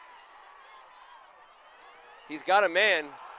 That would look Jalen like Dotson. had it in his hands. What a throw to the left by Trace Campbell. What a play he made to avoid How the rush. he set himself to make Absolute that throw. jailbreak in the middle. There was nobody that was blocked. It was just a free for all from the get-go. Look at those black shirts coming after Campbell, but he has the wherewithal to spin out and look downfield and almost come up with the play of the game this early. And they're just not able to pull it in. They're going to wish they had that back. But one thing they're going to notice is number 6 with gloves on his hand running to his left, square his shoulders and put a ball on the money. Keep your He hasn't played since early September Keep at this that in position. He's mind. been playing some wide receiver. What a play by the QB. as this game goes on. That's a confidence-inspiring play for coaches. This is a confidence-inspiring running back. Antoine Littleton. A loud, rumbling gain of 2. Both teams now 0 for 1 on 4th down conversions in this game. 2nd and 7.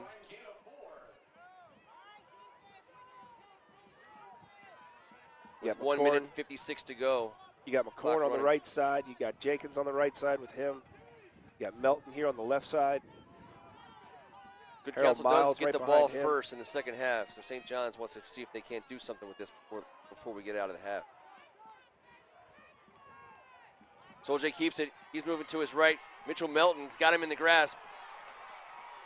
And that's not fair. Chris Jenkins finishes him off. That's just not fair. It's impossible to escape. When you got that wingspan and you play like that, 17's a superstar. 18's right there next to him. Yeah. Here you go, Mitchell Melton. No one Look how he blocking him. patiently played that. Yeah. Shoulders squared, Picture maintained his perfect. discipline at the line of scrimmage, and then when he turns on the Jets to go get somebody, he hits the B button, he's gone. Second drive in a row for the Cadets where they find themselves 3rd and quite a long distance. And now they're going to switch it up defensively. Now you got McCorn on the left with Melton on the left. You got Jenkins by himself over there on the right. Going to get a timeout here by the Cadets before the play clock hits 0. 48 seconds to go in the half. The good counsel has 2 timeouts available. St. John's wants to run it here. They can call a quick timeout, save themselves a little time on the clock. St. John's doesn't seem to be in that big of a hurry to get the ball down the field. Can't tell because we're not standing out in it like we have so often. But that wind is whipping across the field, and right now it is at St. John's back. So if and when George Alvarez hits the field, he will have the wind at his back. Well, it's been a defensive battle so far, fellas. And that's what we thought this was going to be. Which offense, though, is going to be able to break out? St. John's had that one good drive that resulted in the touchdown. That's the difference in your ball game. Good Counsel will receive the kickoff in the second half. And we talked about it, defense wins championships. These are the two best defenses in the conference, in the area, and there is a whole lot of players on both sides.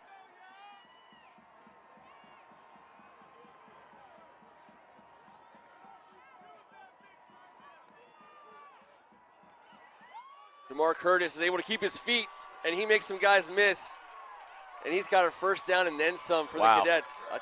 We've seen it all season long, guys. If he gets a flag at the end, that's going to stop the clock. 40 seconds if they didn't already stop it. Well, I wonder if this is going to go on the St. John's sidelines. This kid, I mean, I can't say enough adjectives about how good he is. I mean, he is just unreal at his size, the way he gets through the line of scrimmage. Well, depending on what the penalty here is, that run definitely changes the philosophy for St. John's a little bit about possibly trying to get another score before they go in for halftime. That's a killer.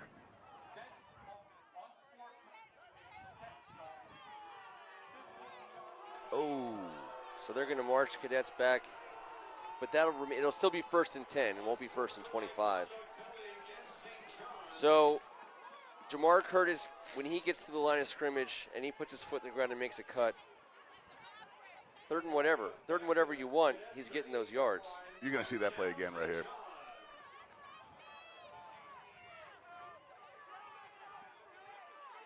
Soljay steps up into the pocket. He's out to his right now. And he'll get out of bounds right at the 45-yard line with 27 seconds to go. Cadets have one timeout left. The clock stops on a first down. They're trying to get in the field goal range and see if they can get to 10 before the half. I think they need 30 yards, give or take a yard or two, to give I George think they Alvarez a actually shot. need about 35 to be comfortable. But well, you know, if they can get 35, 30 they'll to give it a take shot. I'll raise you guys to 40 in the wind. Well, it's going their way. Soljay wanted to get one in. Jamel Overton, the intended receiver. Jamel Overton, the senior defensive back, has a couple touchdowns early in the year, but we haven't seen him play wide receiver too often this year. 23 seconds.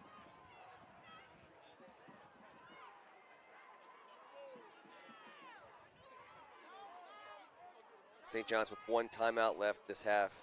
Good Counsel with 2. Third down, 3 yards to go. Play clock at 10.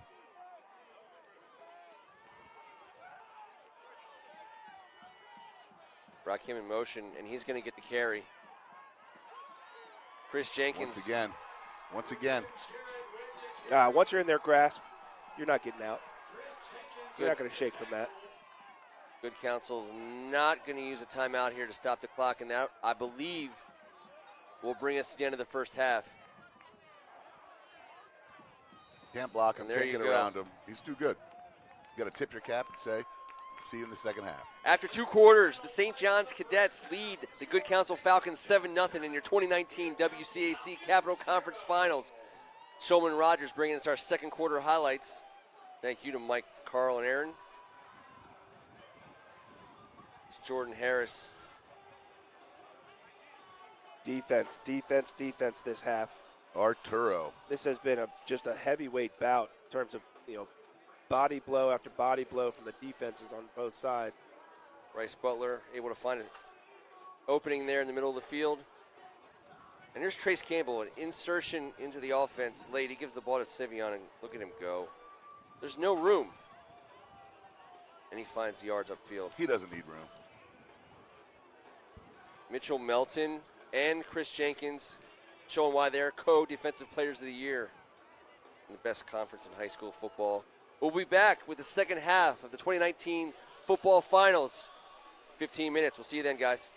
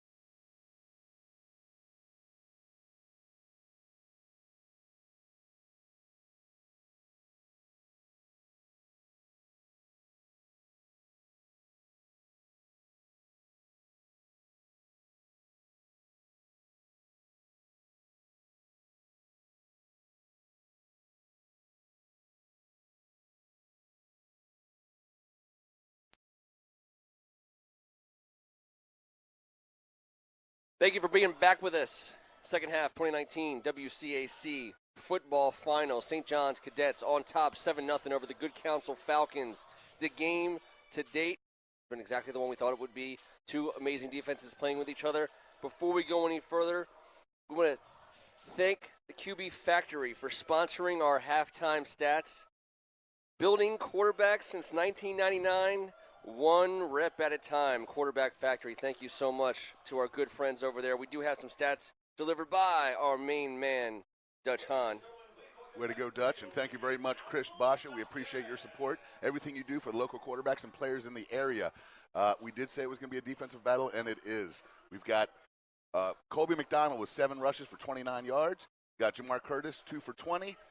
Baby Bus Antoine Littleton, 8 rushes, 32 yards, and a touchdown. Sol J. Maeva is 2 for 8 for 44 yards with 2 rushes for 2 yards as well. On the other side of the ball with Good Counsel, we've got 0 for 2. They haven't been throwing the ball that often, but the whole stat line. Savion Wilkerson, number 3, the man, 14 carries for 53 yards. And the co-defensive players of the year getting it done all over the field. Mitchell Melton and Chris Jenkins going nuts out there, keeping their team in the ball game. Number 52, Arturo Maddox for St. John's with 5 tackles. For Kim Jarrett with 3. And number 8, the comeback, Trey Williams, 3 tackles and a sack. St. John's is certainly happy to have him back. T, how old are they accepting applicants at the QB Factory, by the way? As old as they'll pay. Why, you interested? I mean, I always keep telling. I got some eligibility Chris left. he'll coach you up. He'll get you ready for that adult league, that the men's league on Sunday mornings. He'll get Just you that ready for one, like icebox style, that that little Giants one time. Remember that one time type of game. That's right. I still got that one left in me, Kevin Ricka. Well, I hear you, Ken, but there's also a dietary portion to this quarterback factory. And I understand that McDonald's was here when I left, and I came back to the press box, and it was no one played defense on that bag for me. Those were all beef patties, Chris Basha, and to all your dietitians and nutritionists on staff. All beef patties. As we get here started, speaking of all beef, the guys up front, when St. That's where John's this game's being played right now. Yep, when St. John's got it done, they got it done on the ground. They had a big gainer by Rakim on the outside, but bringing in defensive linemen to lead block for Antoine Littleton, which, by the way, should be illegal. There was like 700 pounds of or football at the very player least in the backfield. immoral. Okay? Immoral, Maybe not sure. illegal, but then you look at the Good Counsel side, not you a see nice thing to do to others. those all-whites flying around. It seemed like Mitchell Melton, to me, he's like the Le'Veon Bell of defensive ends. He hits the line of scrimmage, and he pauses, and he waits, and then he attacks. And it's something to watch. There's a reason why everyone says his name, and there's a reason why he's going where he's going. But he's patient, he's calm, he tricks you into not blocking him, which is absurd. And yet he came unblocked a couple of different times because he kind of hid for that 1 second. He's a big man to be hiding on any line of scrimmage. We've watched him go sideline to sideline his whole entire career, and now what you just said is perfect, Ken. The patience and the discipline to play the position and put his team in a position to be successful on defense. And look, 120 yards St. John's offense had in the first half, and that St. John's defense only gave up 53. We knew it'd be a defensive struggle. We knew it'd be a battle. Good Counsel gets the ball here to start the second half, and the big story is Trace Campbell playing quarterback. The Good Counsel Falcons. Well, some people might be watching this game and going, this is kind of boring. Not if you're into defense. Yep. This defense has been some of the best defense that I've seen play in a long, long time. However, I still think the team that is able to find that big play on offense or that rhythm or be able to sustain anything, that's the team that's going to come out on top tonight. The team that finds that success offensively, whether it's going to be one play or one drive, there's got to be one of these two teams that's got to get loose on offense. On the St. John's side, talk about some of the guys who weren't on our players to watch that we talked about. Bryce Butler, he did make himself a factor in the first half. On the Good Counsel side, we just said his name, Trace Campbell. We'll see if he comes back in, what impact he's able to make, because he threw a dime. He did. Jay Johnson's going to want that back, but at the same time, they showed St. John's, hey, you're going to have to guard that ball. Yeah. George Alvarez from the 40-yard line. Wind is back, and this ball is sailing into touchback territory. Ooh. Falcons will go on offense, 1st and 10 from the 20 as the second half of the WCAC football championship underway. We got one champion crowned earlier today. St. Mary's Rikins Knight. Congratulations to those guys again. Hats off to the Carolines for facing off against St. Mary's today. The second final still to be determined. Yeah, excellent job, Aaron Brady, Charles Woolridge. You had the guys ready to rock and roll today. Jordan Harris, back under center for the Falcons. Chase Williams, There you sorry, go. Jordan Harris. Woolridge just got me thinking about the first game.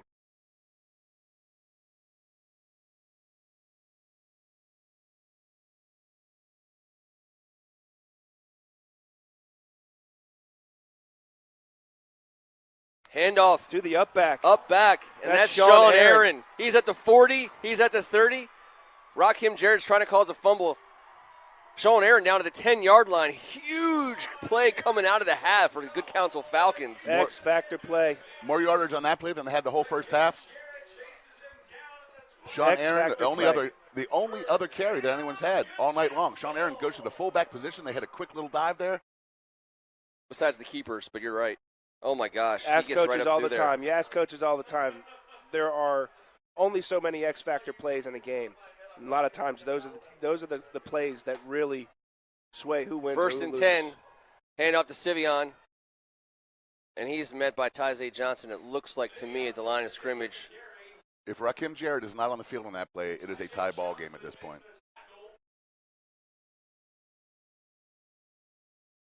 Sean Aaron's got some wheels. He outran every other person on the field except for number one. Yep. And the collectiveness that Rakim had in trying to time up that punch before he still knew he had enough time to Second make and the 2. tackle. Hand off to Sivion, and he's going to be met in the backfield. That's Arturo Maddox. Bringing it. The Ball's ball's on the ground. If this is a fumble, it's going to be the Cadets' ball. The Cadets say they got it. The referee has signaled Cadets' ball. Wow. Huge momentum swing. Good Counsel worked so hard at the half to set up that Sean Aaron play. And Arturo Maddox getting into the backfield, causing havoc. I believe here we'll get to see him. He's into the hole. Sean Aaron couldn't get enough The of him. strip, what a play by Arturo Maddox. He's got Ray Lewis's number. He's got Ray Lewis's ability to get to the ball, and he took the ball from the other team, took it into his own hands. What a play by the That sophomore. is a championship game worthy play by the young cadet. And things swing that fast. The Falcons were feeling pretty good about Well, themselves one play into The this Falcons half. haven't found themselves down in that area of the field all game long. First and 10 Cadets. Soldier with a handoff to Colby McDonald. He's able to put his stiff arm on a couple guys. And he'll be just short of first down yardage. Nice tackle there by Nick Ware. Yep. Colby McDonald usually doesn't go down with first contact, but he's heading off to Delaware to extend his football career. What a play.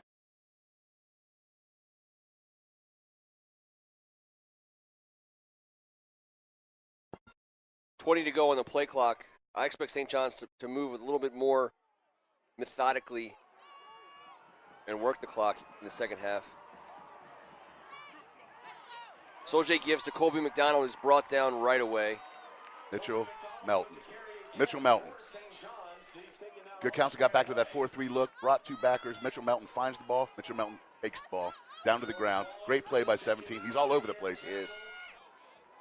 Tell you what, who else is holding their own defensively for the Falcons? George Wolo, number 90, nose tackle. Oh, yes. And somebody else that's been impressive. He doesn't have impressive size, but it's Brandon Roberts, number 55. He has been He's in taking on up so space. many plays. Hustler, doing all the little dirty things right that never really gets called out on a stat sheet. That's a fact. 3rd and 3. Littleton in the game. It's a pass inside. Caleb Coombs couldn't get it before it hit the ground.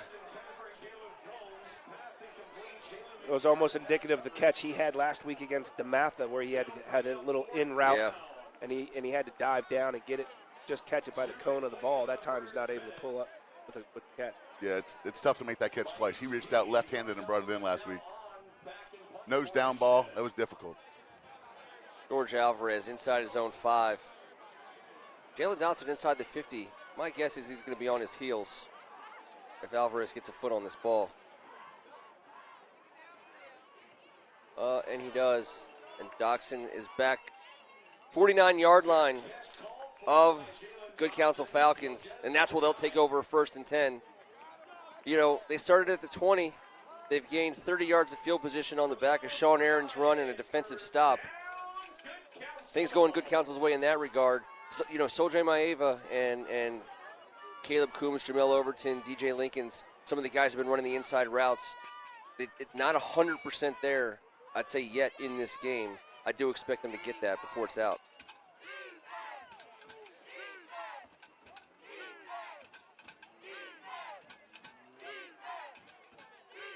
Chase Williams under center. And he's keeping it. He's off to his right.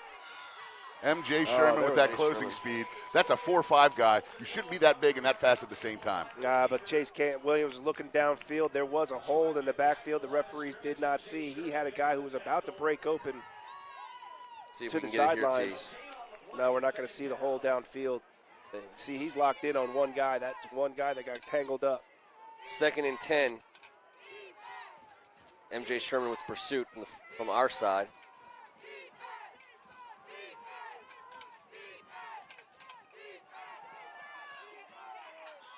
Good Counsel with a handoff on 2nd down, a 5-yard gain. Lejay Hatcher? LeJay Hatcher. Lejay Hatcher. I never know if you want to go soft or hard, Jay. Well, he Yes, goes hard. capitalize. You see how he ran that You better 3 yards believe it. after contact. You better believe it. Good Counsel really diversifying their ground game, giving the ball to some different guys here in the second half. I think we're looking at Trace Campbell back in the quarterback spot. 3rd and 6. Savion Wilkerson contacted the line of scrimmage, and he shakes it, but he's going to be stopped short of a first down. It'll be 4th down and about 2.5, call it 3.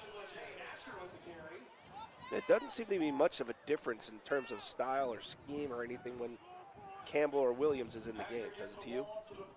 No. I mean, maybe a read option with Campbell more so than with Williams? It's execution with these guys, T. You see it. They're running similar plays. These guys have done this for a long time. With an Long offensive 2 line like yards. this, you don't need to make it too complex. Keep it simple. Let these guys do their thing. 12 on the play clock. Good Counsel hurrying. Maybe trying to draw on offsides.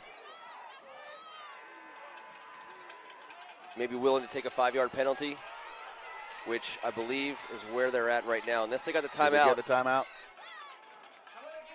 it will be delayed game. You could tell with about 15 seconds to go on the play clock, Trace Campbell, a lot of histrionics, a lot of action, trying to get the guys on the front there for the Cadets to jump.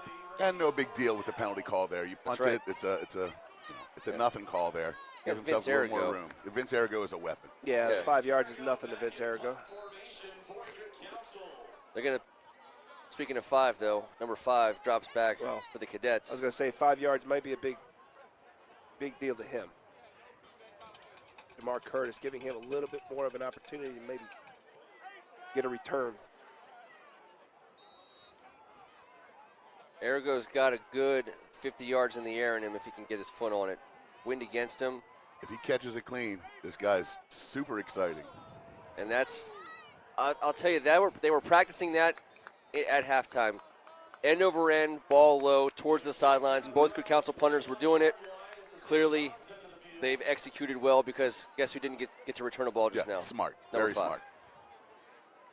St. John's Cadets will take over just outside the 20-yard line for the Cadets.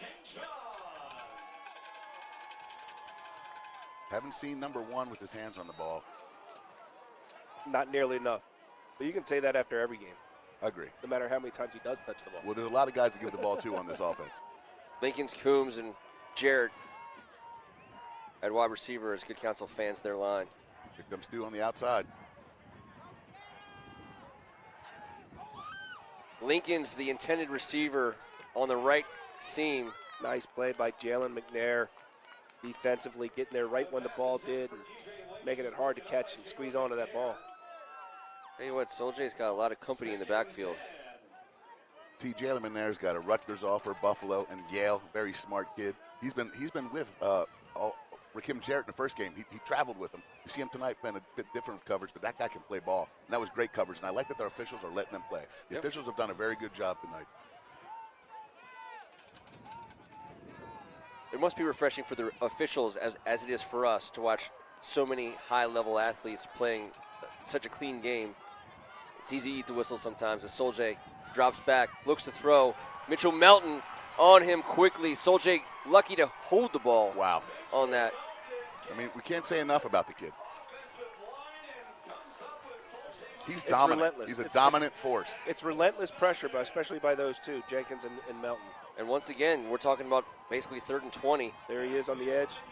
There's the read that you talked about, and then just the pure athleticism and speed. You don't teach that. St. John's offense has been in this exact situation too many times for Coach Casamento's liking. And Coach Stefanelli on the other sideline is thinking to himself, this is exactly why we have 10 seniors leading our defensive team this year. Soldier looking to throw down the middle, and it's going to be picked off. I believe that's not Harold Miles. Caleb Dennis. Caleb Dennis. Did he get in? He didn't. It looks like he came up just They're short. going to call it Just short. 7-inch line. We have a player down. Nothing's going to be easy in this game. What a huge, huge play by the senior linebacker. This is what good Counsel's linebackers have been doing all season Oh, long, sniffing out passing lanes and getting in front of them. Look at that. And hands. The hands. Hands The to You're boot. right, Ken. You're absolutely right. The hands was the most unbelievable part of that. Wow. Chase Williams, Sean Aaron. Now, good Counsel going with their jump up package. We were just talking about Brandon Roberts, number 55, defensive tackle, who's in there, fullback now, As is George Wallow and Sean Aaron. and Sean Aaron. I tell you what, when you say give me your best 11 at the 6-inch line, this is a dangerous place to live when they snap this ball. I believe they wave that off. 6.5 to go here in the third quarter. St. John's up 7-0. Good Counsel Something tells me knocking on the door. Something tells me this is going right. Sean Aaron reaches the ball up and over. No signal yet, and they're not going to give it to him. It's going to be 2nd and goal.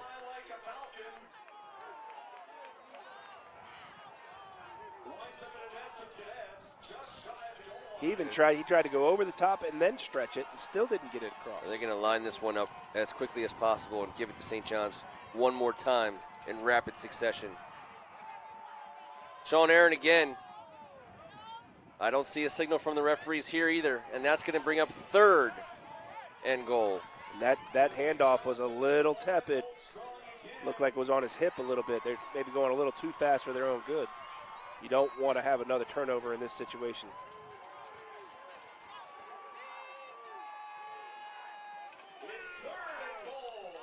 Here comes Campbell, Trace Campbell into the game. not his quarterback. Timeout, Cadets. Almost like you want to take Brandon Roberts, George Wolo, Sean Aaron, and Trace Campbell at quarterback. Now that would be the super jumbo package. And just have Trace keep it right up the middle with all all those guys in front of him. But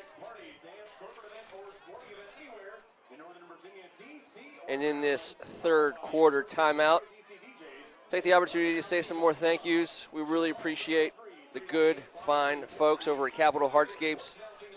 Chris and Chrissy Scango, Chris's brother Johnny, family run, locally owned, backyard magic oasis creating company since 2003, installing outdoor kitchens, grill island, fireplaces, fire pits, stone patios and walkways, stone driveways. I would say spring's on the way. It's always on the way in this parts. If you got a little spot behind your house, call Capital Hardscapes. They'll make it even better. with this weather, that looks pretty good. Looks like a pretty good place. So we're going after this game. Sivion Wilkerson, I'll tell you what, he went sideways at the end of that play. This will bring up 4th and goal. Wow.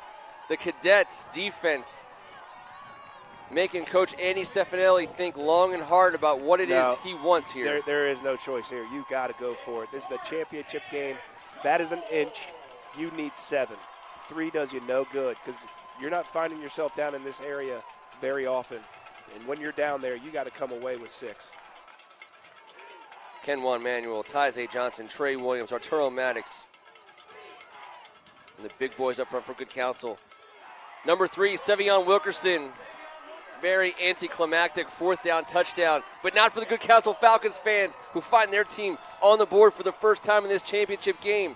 There is a penalty after the play. We'll see what that is. At the moment, Good Counsel is on their way to evening this game. If that's on celebration, that's going to back up the kick, and we may actually see a return for once in this game, if that's the case. If that's the case. St. John's sold out in the A-gaps. Smart call by Coach Stefanelli. And that is a dead ball, personal foul on the Falcons in your right tee. That will affect the return game on the next play. Arago in to even up the game at 7. We got ourselves a ball game here, fellas. Oh, yes. We know when we show up, it goes down to the wire. We had no thoughts differently.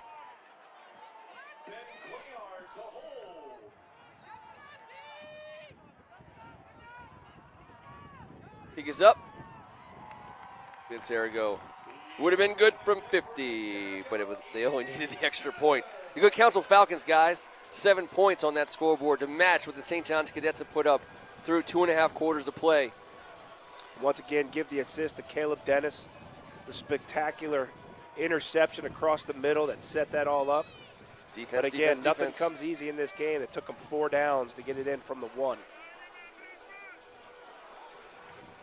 And now, with the penalty, And now we dance. they'll be backing it up 15 yards from where they usually will be kicking it from.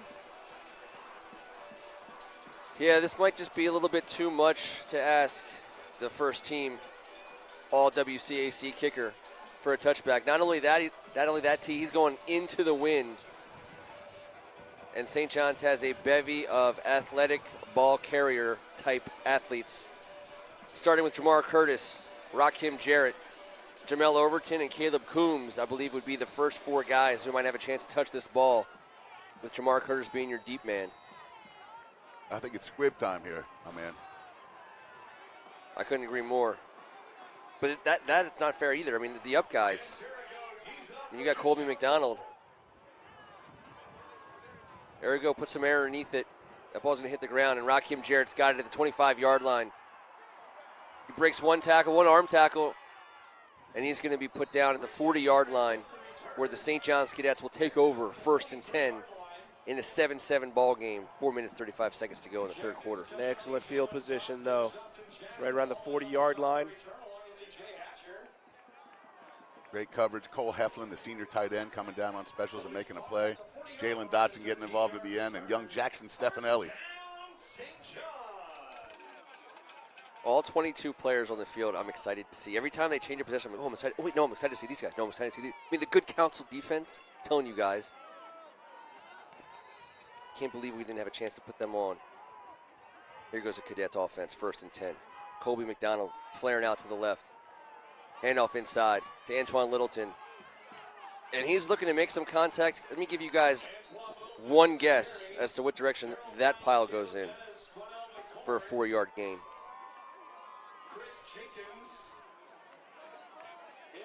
Man, I'm so jealous of all those folks up in Olney. You got to watch these guys up close and in person for 4 years. Senior-laden defense, we talked about it.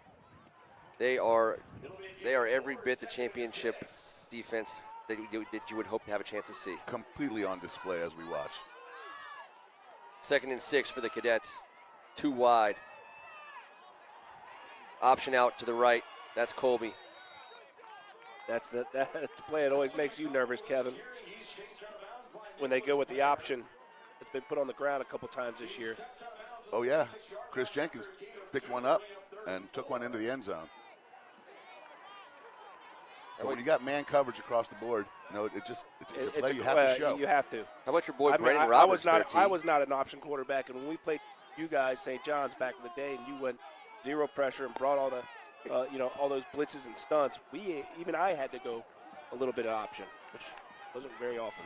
Look at you. Littleton now Littleton's out to the right. Colby McDonald met in the backfield. by Chris Jenkins. Huge stop by the Falcons. This defense is doing everything they can to bring the title home to It's Almy. relentless, but they have all year long. That's nothing new. The way that they're playing, though, is extremely impressive. 4th and 5.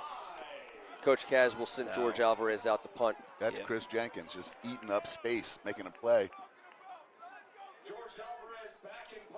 I think the best thing the WCAC has done this year is name those two co-defensive players of the year. Well, you can't pick between them. interesting that they played with each other growing up, now with each other in high school, yet one's going to Ohio State in Melton, one's going to Michigan. That makes for interesting Thanksgivings for the next 4 years. Alvarez gets it off at the 35-yard line. A little contact from Brandon Roberts, but there will be no penalty. DJ Lincoln's unable to get the ball down inside the 5. He was close. Well, we're sitting next to the St. John's coaches booth, and I'm sure you could hear the displeasure of them saying, "Get that down on the 1." They had a chance to down that. To be fair, the St. John's punting unit has been awesome all night long. Without You a got doubt. Alex Peitsch, the #1 long snapper in the nation, heading to Notre Dame on a full scholarship. That was just, that would have been a tough play. It wasn't an easy play, but that's a play you need in a championship situation. There's a good look. St. John's defense set up. Looks like Trace Campbell in at quarterback for Good Counsel. Single wide. I believe the give was to Wilkerson. And Nope, it sure wasn't. These running backs just won't go down. That was They Hatcher. just won't go down. Arturo Maddox in the mix again. He's going to have double-digit tackles just like he did in the last time they played. Jay Hatcher giving Simeon a down off. Will be 2nd and 8 for the Falcons.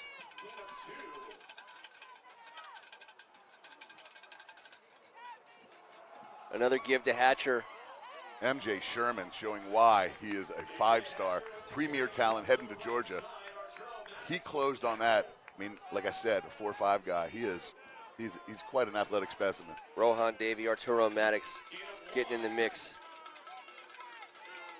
3rd and 7.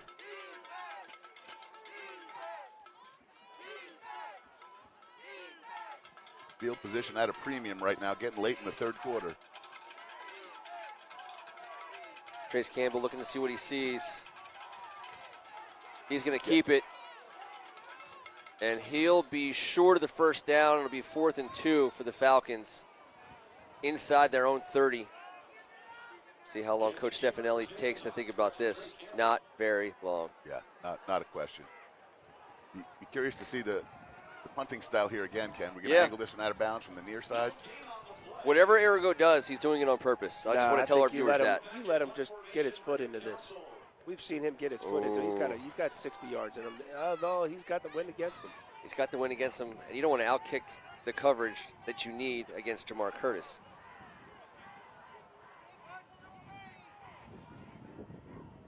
One on the play clock. And he does send it. And this will not be returnable either. He put hang time on that, angled it out of bounds. He's a pro. The kid is very good at what he does, hence being named All-League pretty much every year since I've picked attention. Yeah, again, you get to this level, we talk about teams like this, every single guy out there is as good as you want at this level. And you got to call it out. I mean, people want to talk about punters and kickers. I'm telling you, these guys are getting college educations for free because of how good they are at punting and kicking. They deserve to have their names called out. Someone trying to get a 1st down in this second half here.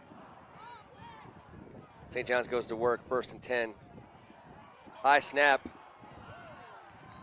Mitchell Melton. I think he got tripped up by his own guys. Colby McDonald going to lose one there. It'll be 2nd and 11 for St. John's.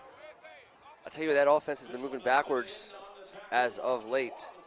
They need to spark themselves to a gainer. Well, I think the pattern is if they can get something going on 1st down, they usually can have a pretty decent drive. If they don't, just like they did on that last play, then things get stalled. This defense overtakes them. They've had inside moves on receivers. There hasn't been a whole lot of connection yet from the quarterback yet into those routes. The Soldier looks to throw again. And it's going to be picked off. That's number 8. I believe that's Jalen McNair for Good Counsel. And now he stays on his feet. He's got some ways to go. and he'll be brought down by Rakim Jarrett. Bryce Butler, I believe, was the intended receiver, and he was bracketed.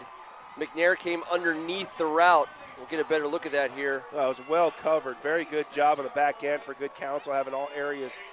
And McNair, just great job at reading the quarterback's eyes and seeing where that ball was potentially going to go. This is what good counsel's been doing all year long to everyone they've played with that defense. What an athletic interception. Yep. The seniors in this defense have been doing this for years. This is their night to shine, and they sure are. See, how many points can they convert this into is the question. A touchdown here is a big, huge deal.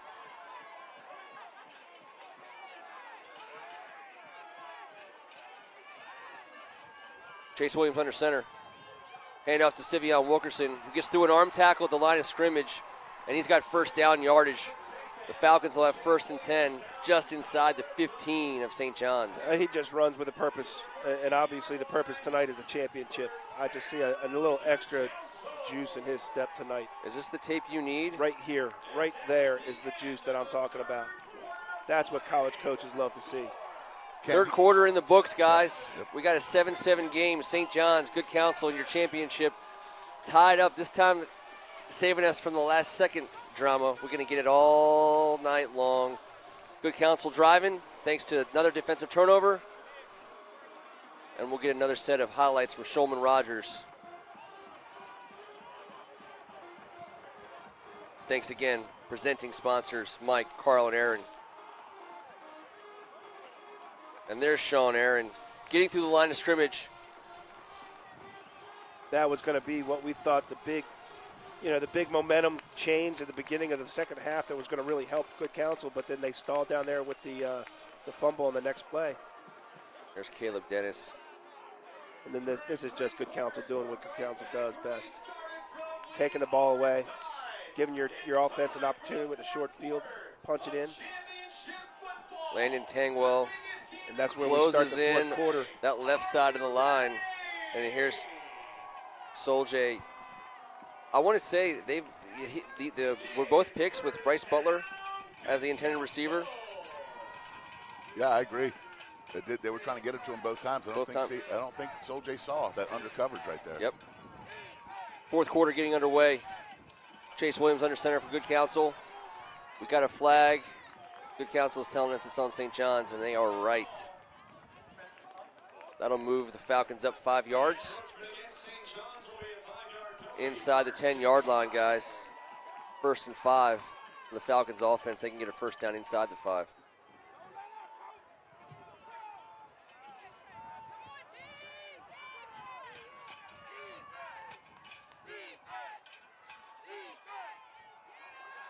Sean Aaron running behind Damani Dickerson. Arturo Maddox on the tackle again, but he comes off holding that arm. Looks like a little Stinger, right shoulder situation. Christian Taylor checks in for the Cadets. I'll tell you what, Damani Dickerson cast quite a shadow on the ground. As a former quarterback, that's a pretty sight to see. 72, 73, 70, 71, 68. Woo. 77.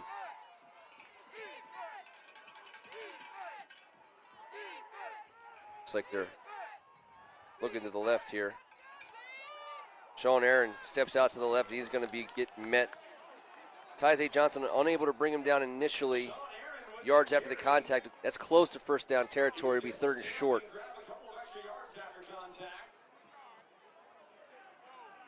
You take away the 2 biggest carries of good counsel, and I think they're averaging about 2 yards per carry. Yeah, yep.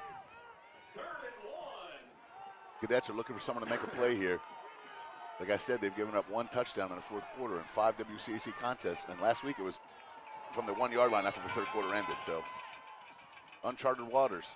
Sean Aaron gets the handoff inside. Second effort, he'll get the first down. It'll be 1st and goal for the Falcons inside the 1-yard line. We've seen this show before. Second effort. It's like more like 6th effort, 7th effort, 8th effort for these running backs tonight. There you go.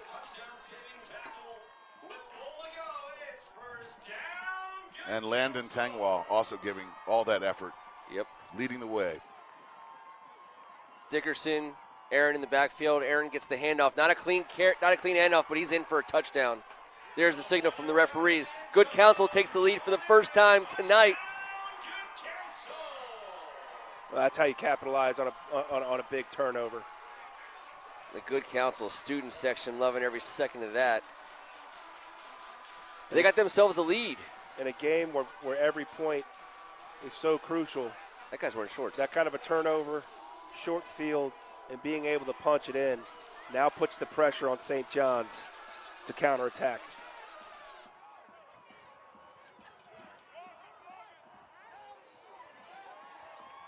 That is no good, and that's a huge miss by an all WCAC kicker. I mean, how often have we seen an extra point this year? This year, not just in football alone, but this year, come back to haunt you. 13-7 is your score with just over 10 minutes to go in this game. Coach Stefanelli is telling his defense, we got you the lead. Bring it home. Not the cleanest of handoffs there, guys. It hasn't been all night. It's been a little shaky from time to time. Yeah, they get the job transfer. done. The transfer has been a little dicey. Well, Sean Aaron getting the bulk of the carries on that drive, and I saw on the sidelines right before that last shot, Savon Wilkerson on his stomach getting a little hamstring massage. You know, he's listen, it's a good thing they have 3 guys, but you want to have Savion in the final 10 or 9 of this contest. Rakim Jarrett, Jamar Curtis, deep for the Cadets. And it's not that Savion couldn't do it, but when you need that 1-2 yards, I'll put the ball in the hand of number 15, Sean Aaron. That is a football player that is tough, who's going to get you those 2 yards, whether you know, in any way, shape, or form, he's going to get it. See, there's no wrong choice there.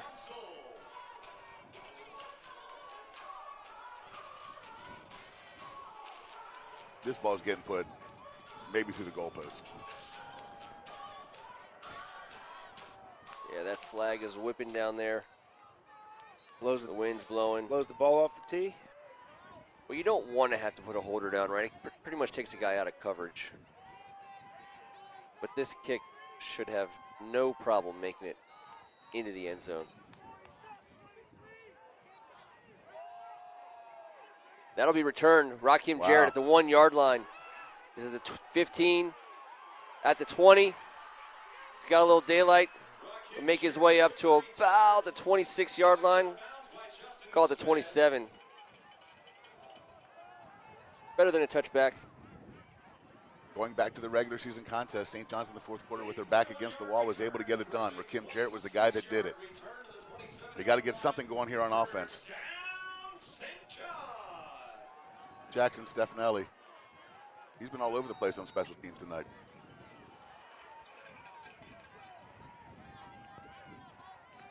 Tough gig for him. His older brother is the special teams coach. That's a tough spot. That is a tough spot. Colby McDonald, nothing going up the middle of the field. I tell you, this defense is pressing all the right buttons. I mean, they just ran a blitz directly into the gap. The play was called. Second and 10.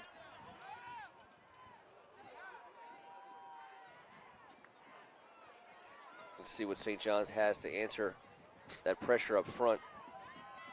No, I think they need to stay away from the middle. They need to Littleton. try and capture that edge, or maybe use gotta Littleton get that as a ball. receiver Gotta here. get that ball in number 1's hand at some point. Second and 10. Another attempt for the tight end, Bryce Butler. This time it's going to be over his head.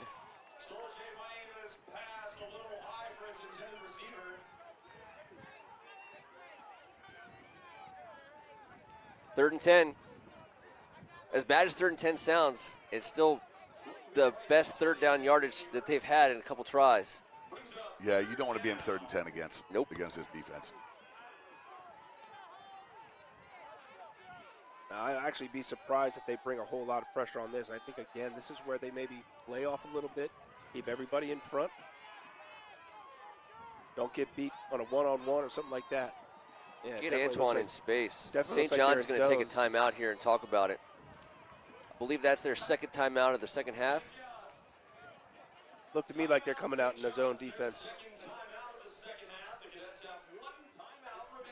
I just don't think you put a lot of pressure and go man-to-man with guys like Coombs and Rakim Jarrett on the outside, you're opening yourself up to a big play.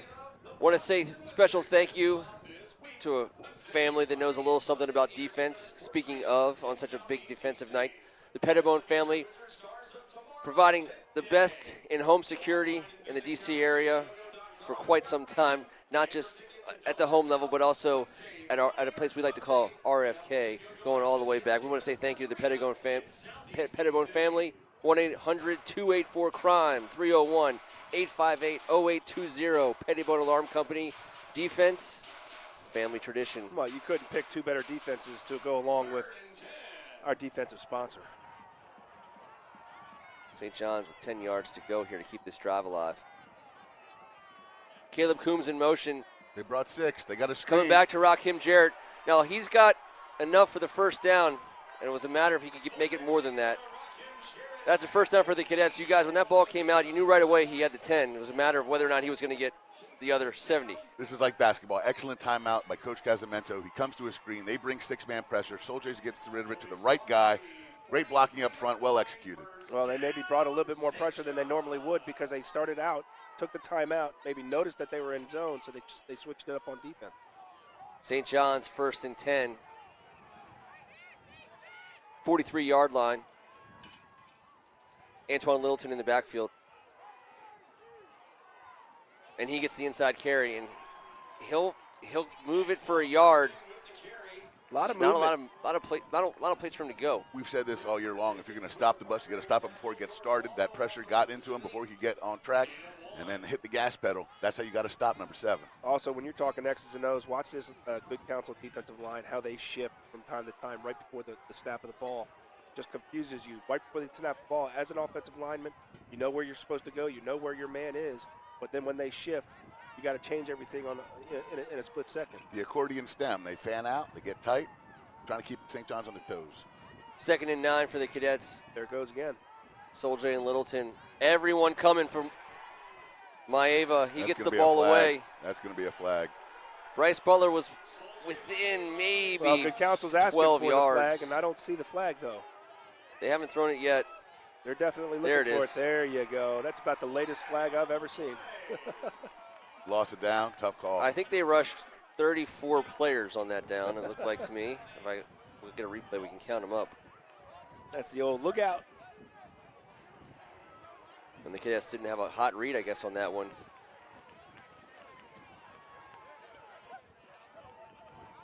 These are, A little insult to injury with the penalty tacked on.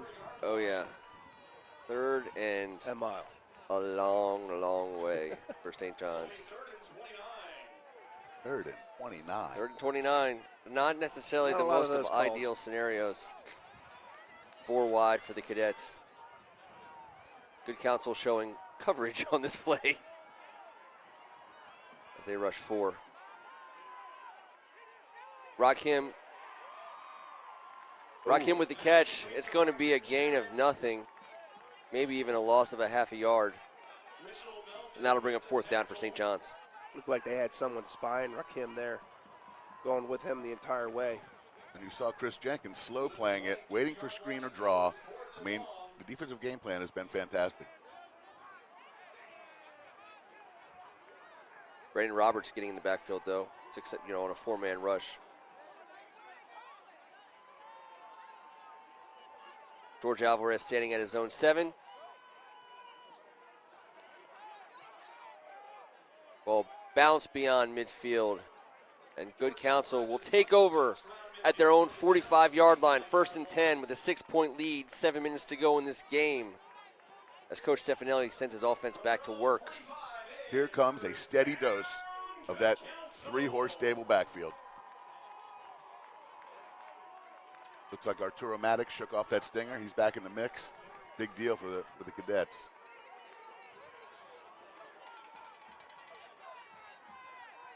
Trace Campbell at quarterback for the Falcons. Sean Aaron, Sevion in the back.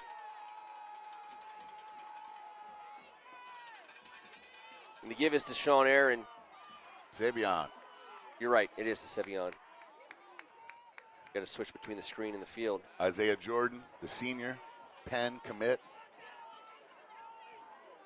in on the tackle. These seniors got 6 minutes and 50 seconds left in their career one way or another. We got a 6-point game down here in Brookland. We know how this is going to end crazily.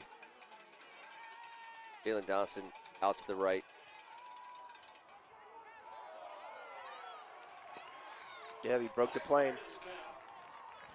St. John's is going to set up a little bit of an easier second down situation for the Falcons. Yeah, you don't want to help them out. This is playing right into what good Counsel wants to do offensively. 2nd and 2 now.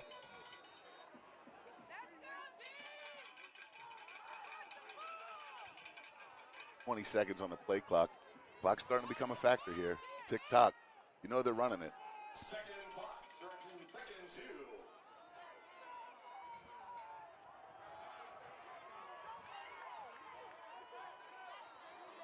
Trace Campbell's hands it off. That's going to be a first down for good Counsel. They're going to give him forward progress for the first. 1st and 10 from St. John's 44-yard line. And there'll be another first down. Good Counsel.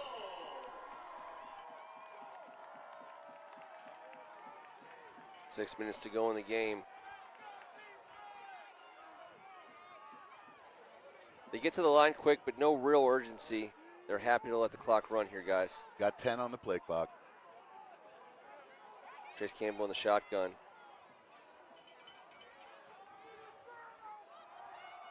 Sean Aaron, Antoine Littleton, Arturo Maddox. Sean Aaron with the carry. and they'll give him forward progress for a gain of 0 as it'll be 2nd and 10.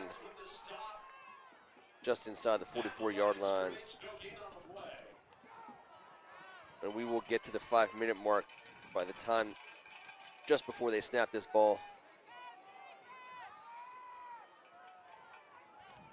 You're Joe Casamento. You're starting to look at that clock every 30 seconds. The whole crowd Starting is. to get a There's little, there's starting to get a little nervous. There's an eerie hush over the crowd right now. Everyone's looking at that clock and saying, what the heck's going on here? Trace Campbell in the backfield, and he will be dropped at midfield. MJ Sherman, the last one there, but there was a bevy of Cadets defenders. Arturo Maddox, chief among them. Trey Williams in there as well. Here's where St. John's has to be disciplined. Good Counsel is going to run this ball. There is no doubt. You can't get a face mask penalty, no unsportsmanlike after the whistle. You got to get your offense back out there. Looks like they're bringing Chase Williams back to run this play. 3rd and long.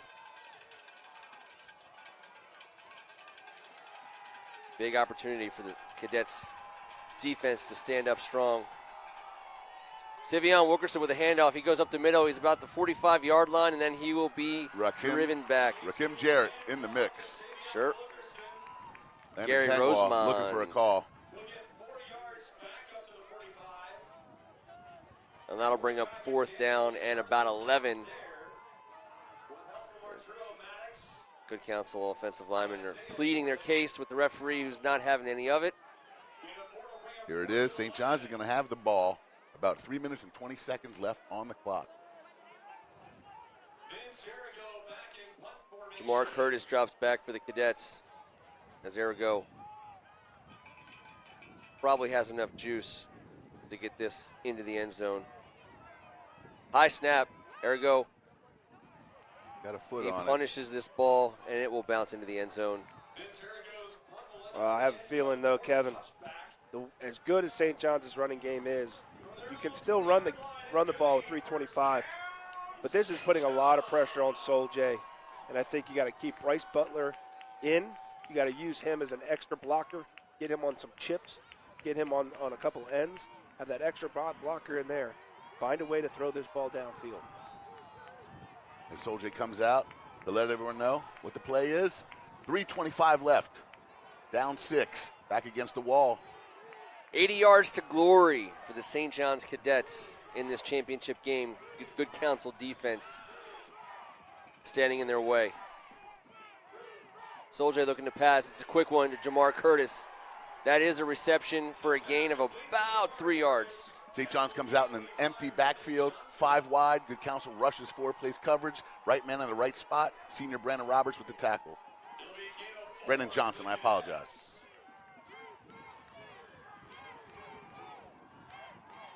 Second down, 7 yards to go. Empty backfield for Maeva. Looking to throw. He unloads it quickly and will not be complete. I think St. John's will take that incomplete pass. Yeah, the other thing, when they go Terrell empty Overton. backfield and you spread it out with 5 wide receivers, you take one of their rushers away as well. They've got to account for your guys in formation. This is all designed.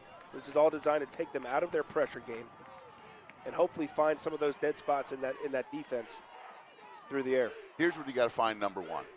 Yes. This is the guy that made the play in this exact situation in the regular season. This is the guy they've relied on for his entire 4-year career. You're going to 5 wide. Soldier moving up to his right. Ball fake, and they're going to give him first That ball's down loose. yardage, I believe. No, it Referee came said out on the ball's ground. down, and I think he got the spot. Yeah. The clock will stop to move the chains. It's 1st and 10 for the Cadets. Big time run by Maeva. That looked like that ball came out, though. 2 minutes, 37 seconds and moving here in the 4th quarter. 1st and 10 Cadets.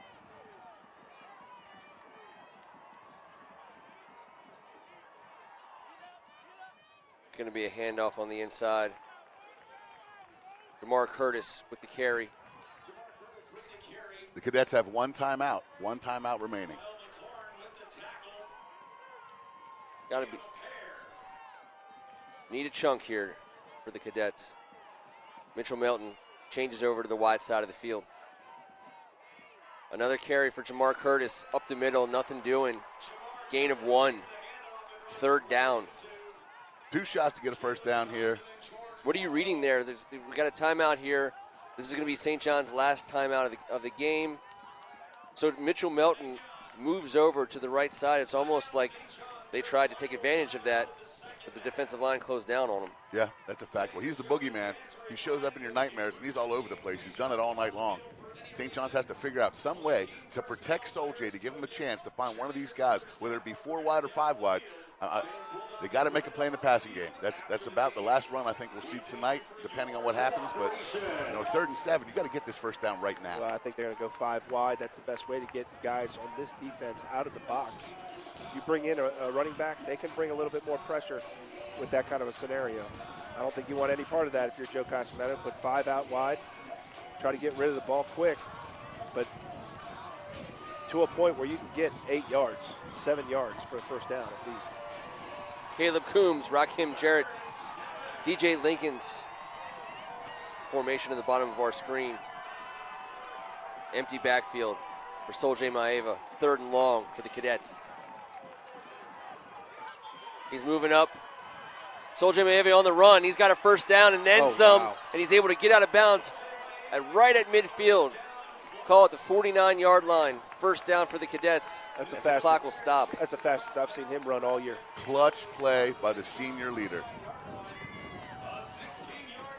St. John's is moving. 1 minute, 46 seconds to go. The clock will start on the snap. They found something here in this empty set, too. You're right. Now they're going with a 4 wide set, but looks like the Counsel's still going to play coverage.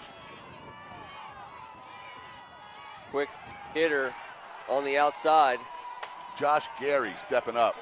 First down, Cadets. He had a lot of room there. Soldier Maeva saw it right at the snap. But if you're good counsel, you're the coaches, you don't want to get away too far from what makes you special. Maybe playing back too much is going to give this St. John's offense an opportunity to make some plays like they did just right there. But it's pick your poison with these weapons they got out It wide. is. Empty backfield.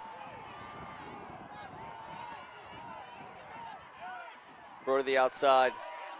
Caleb Coombs, gainer of about 5 yards, brings up 2nd and 5 at the 35-yard line for the Cadets. They are driving, guys. 1 minute, 37 seconds to go. This is it. Soldier Maeva is heating up at the right time. He's getting to a bit of a rhythm. That run got him started, and now you can see it. That back foot's hitting. He's releasing it. This looks like the Soldier we've seen all year long. And if it's not there on his back foot, he's taken off. And he's made big plays with his legs. Looks like Colby McDonald in the game. Soldier to pass. He's got time. He comes back. Rakim Jarrett at the 30. He's at the 20. 15, 10, Oh, my 5. God. Touchdown, St. John's Cadets. That's your guy. I don't see any flags on the field. With 1 minute and 25 seconds to go, Soldier Maeva connects with Rakim Jarrett. You might call it a busted play, but Jarrett comes back for the ball. These two guys have a synergy. Those two guys have a connection. And Soljay sat in the pocket patiently. You find your guy number one. He's got that speed to get down the sidelines. The biggest players make the biggest plays. And you know it, T-Bird. As much as Soljay and Rakim are going to get the credit for that play, I give the credit to the offensive line There you go. for giving Soljay so much time to sit back there. You cannot give guys like that much time. Here comes Huge Daniel extra Reyes point. Huge extra point right here. with the attempt.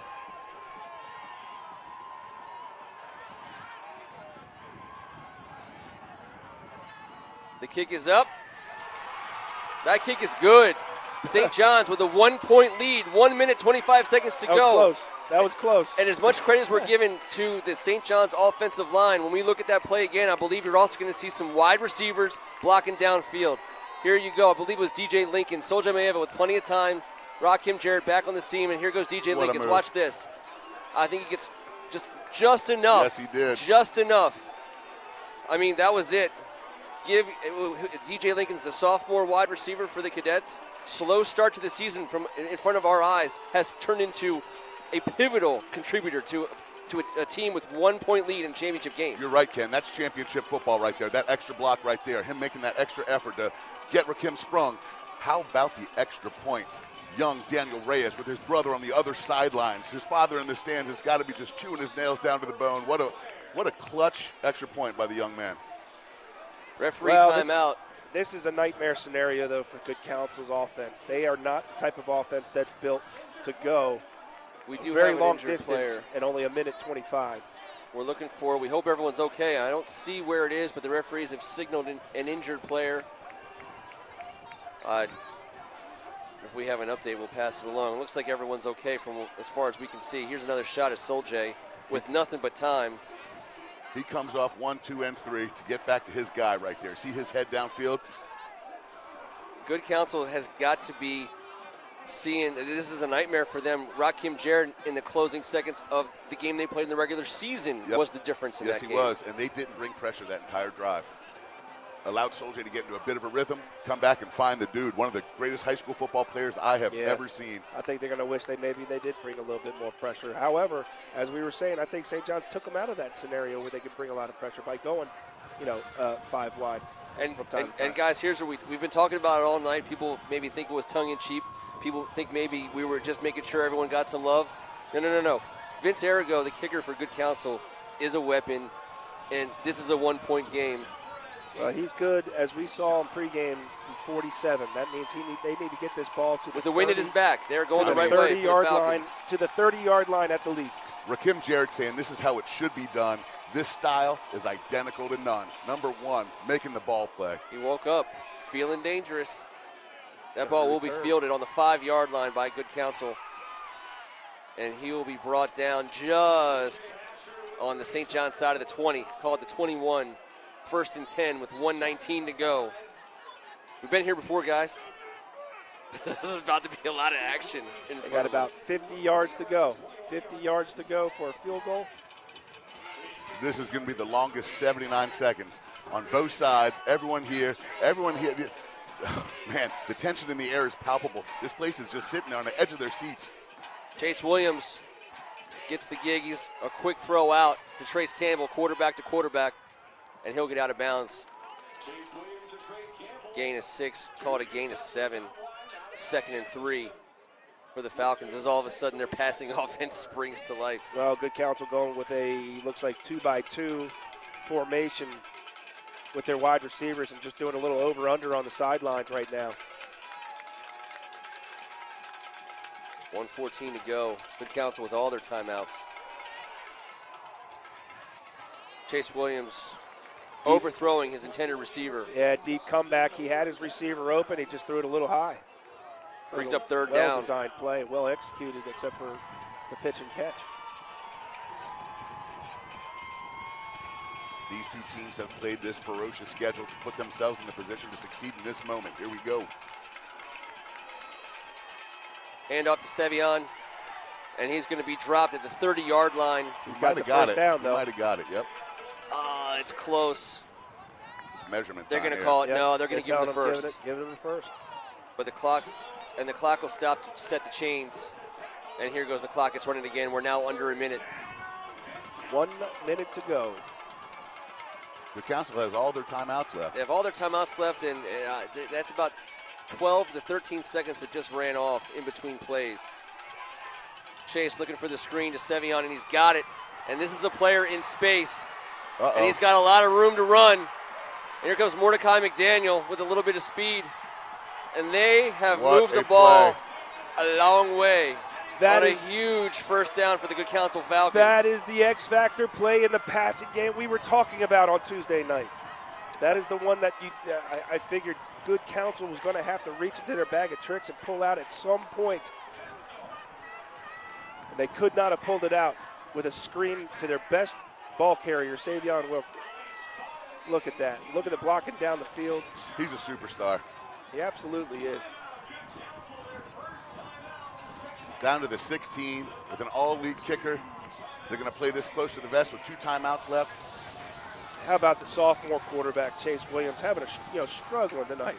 Struggling big time to come up with a big play like that.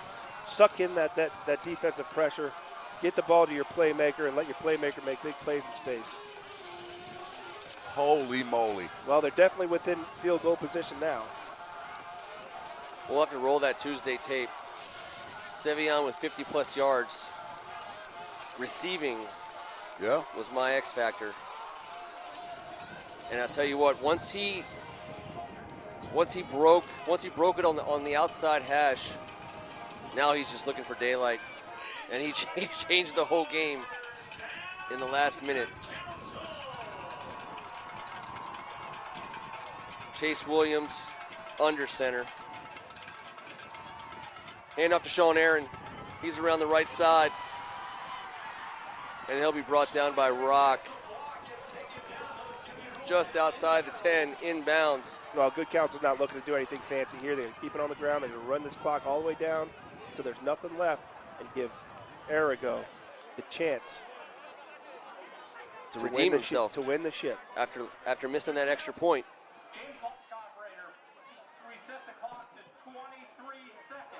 Falcons are going to get an extra 3 seconds here.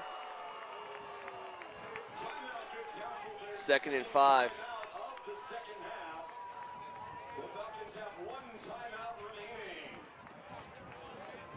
One timeout. I think we got one handoff. And, you can't imagine what's going on through Vincent Arago's head right now. Watching him warm up on the far side of the field. That's a lonely time for a kicker right there.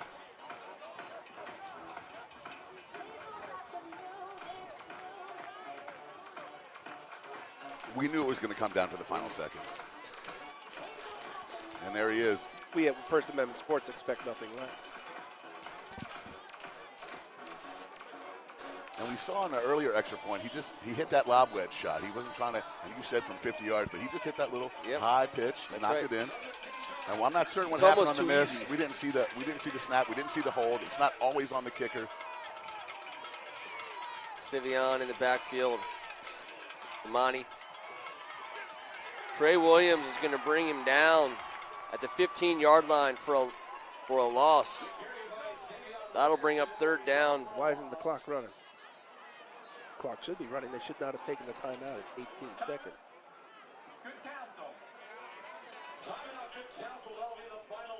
Well, here it is, about a 32-yarder. They got to the left hash.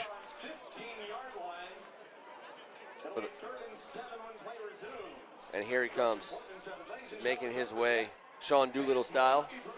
Not that it's a if huge he's got deal, that. but don't you want that clock to be down by around three seconds? You do. Only the teams, their support staffs, and cheerleaders will be permitted down on the field. We thank you for your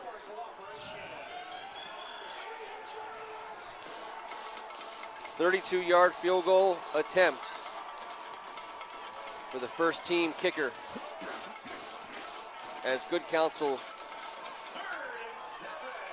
looks to bring the trophy back to Olney on the foot of Vince Arago.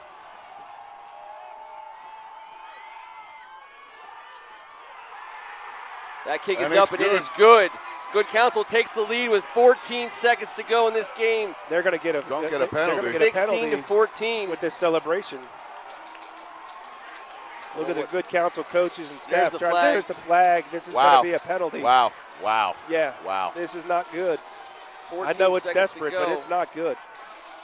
14 seconds is just an eternity in this particular game. I mean, we've seen on this field It year happened ago last today. year.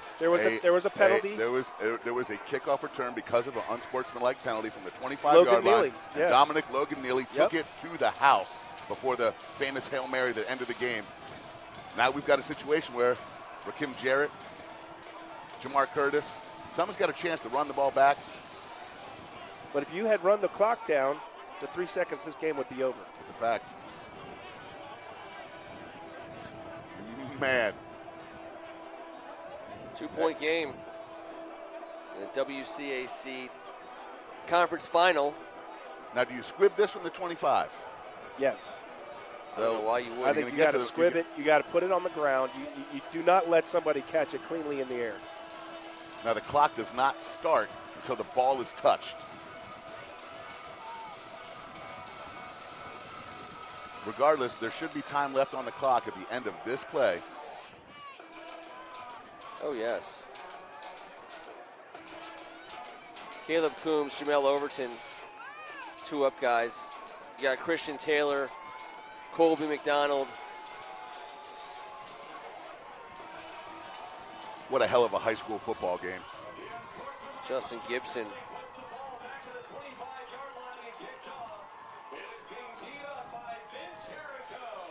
Good Counsel with a 2-point lead, about to kick it off to Rakim Jarrett. With 14 seconds to go in this game. And it is not a He squib. booted it. It is returnable by number 5. He's at the 30-yard line. He's turned upfield. He's got daylight. Jamar Curtis. He's at the 40. He's at the 32-yard my line. God. 3 seconds to 3 go. seconds on the clock. 32-yard line. From here, we're talking about a 49 yards. I think that's 49-yarder. outside the range. I think we're going back-to-back years Hail Mary situation, boys. Yep. George Alvarez. Not so sure he has it in the wind. They're sending out the kicker right now. George Alvarez is going out. That's Justin Fitzgerald. He's going to put the block down at on the 39-yard line. We're going to be talking about a 49-yard kick for glory. George Alvarez is the long-distance field goal kicker. He has a big leg. The wind is going against The him. wind is going against him. If you look at the flags at the top of the field goal post, he's kicking at. They're coming straight at him. 20 on the play clock. George Alvarez with the kick for the Scarlet and Gray. That kick is up. No good. And it will be short. And Good Counsel will be your 2019 WCAC football champions with a last-minute victory over the St. John's Cadets. Congratulations goes out to all those fine fans and only, and a tip of our hat to the year that St. John's had on their side of the ball this year. What a year it was in the WCAC. Holy. Unbelievable. Another unbelievable finish for the WCAC championship game. These two teams played harder than any two teams I've seen play each other all year long. Hats off to both teams. Nobody should be hanging their head in this game the way that both squads played. Once again, easier said than done, T-Strachan, but defense wins championships, and those 2 picks in the second half set Good Counsel up for it. And that screen pass to Savion Wilkerson will be talked about and only for many generations to come. That's right. He made the big play. Hey, both guys that said they felt dangerous today were ridiculously dangerous They when were. it mattered and got the job done for both their teams. Congratulations to Vincent Arago. He will go down in history Yes, he will. for that clutch kick. Well, said at the beginning of the game, these are the games where legends and history is made. Legends for the Good Counsel team, and history has been made. Once again, your final from Catholic University. Good Counsel Falcons 16, St. John's Cadets 14. That is a final. We can't wait till next fall. See so many of these young guys back. We look forward to bringing you guys the best high school basketball in the country. Congratulations to Good Counsel. Congratulations to all those good people up in Olney. On behalf of Tim Strachan and Kevin Ricca, I'm Ken Marangolo, and man, is the WCAC spectacular.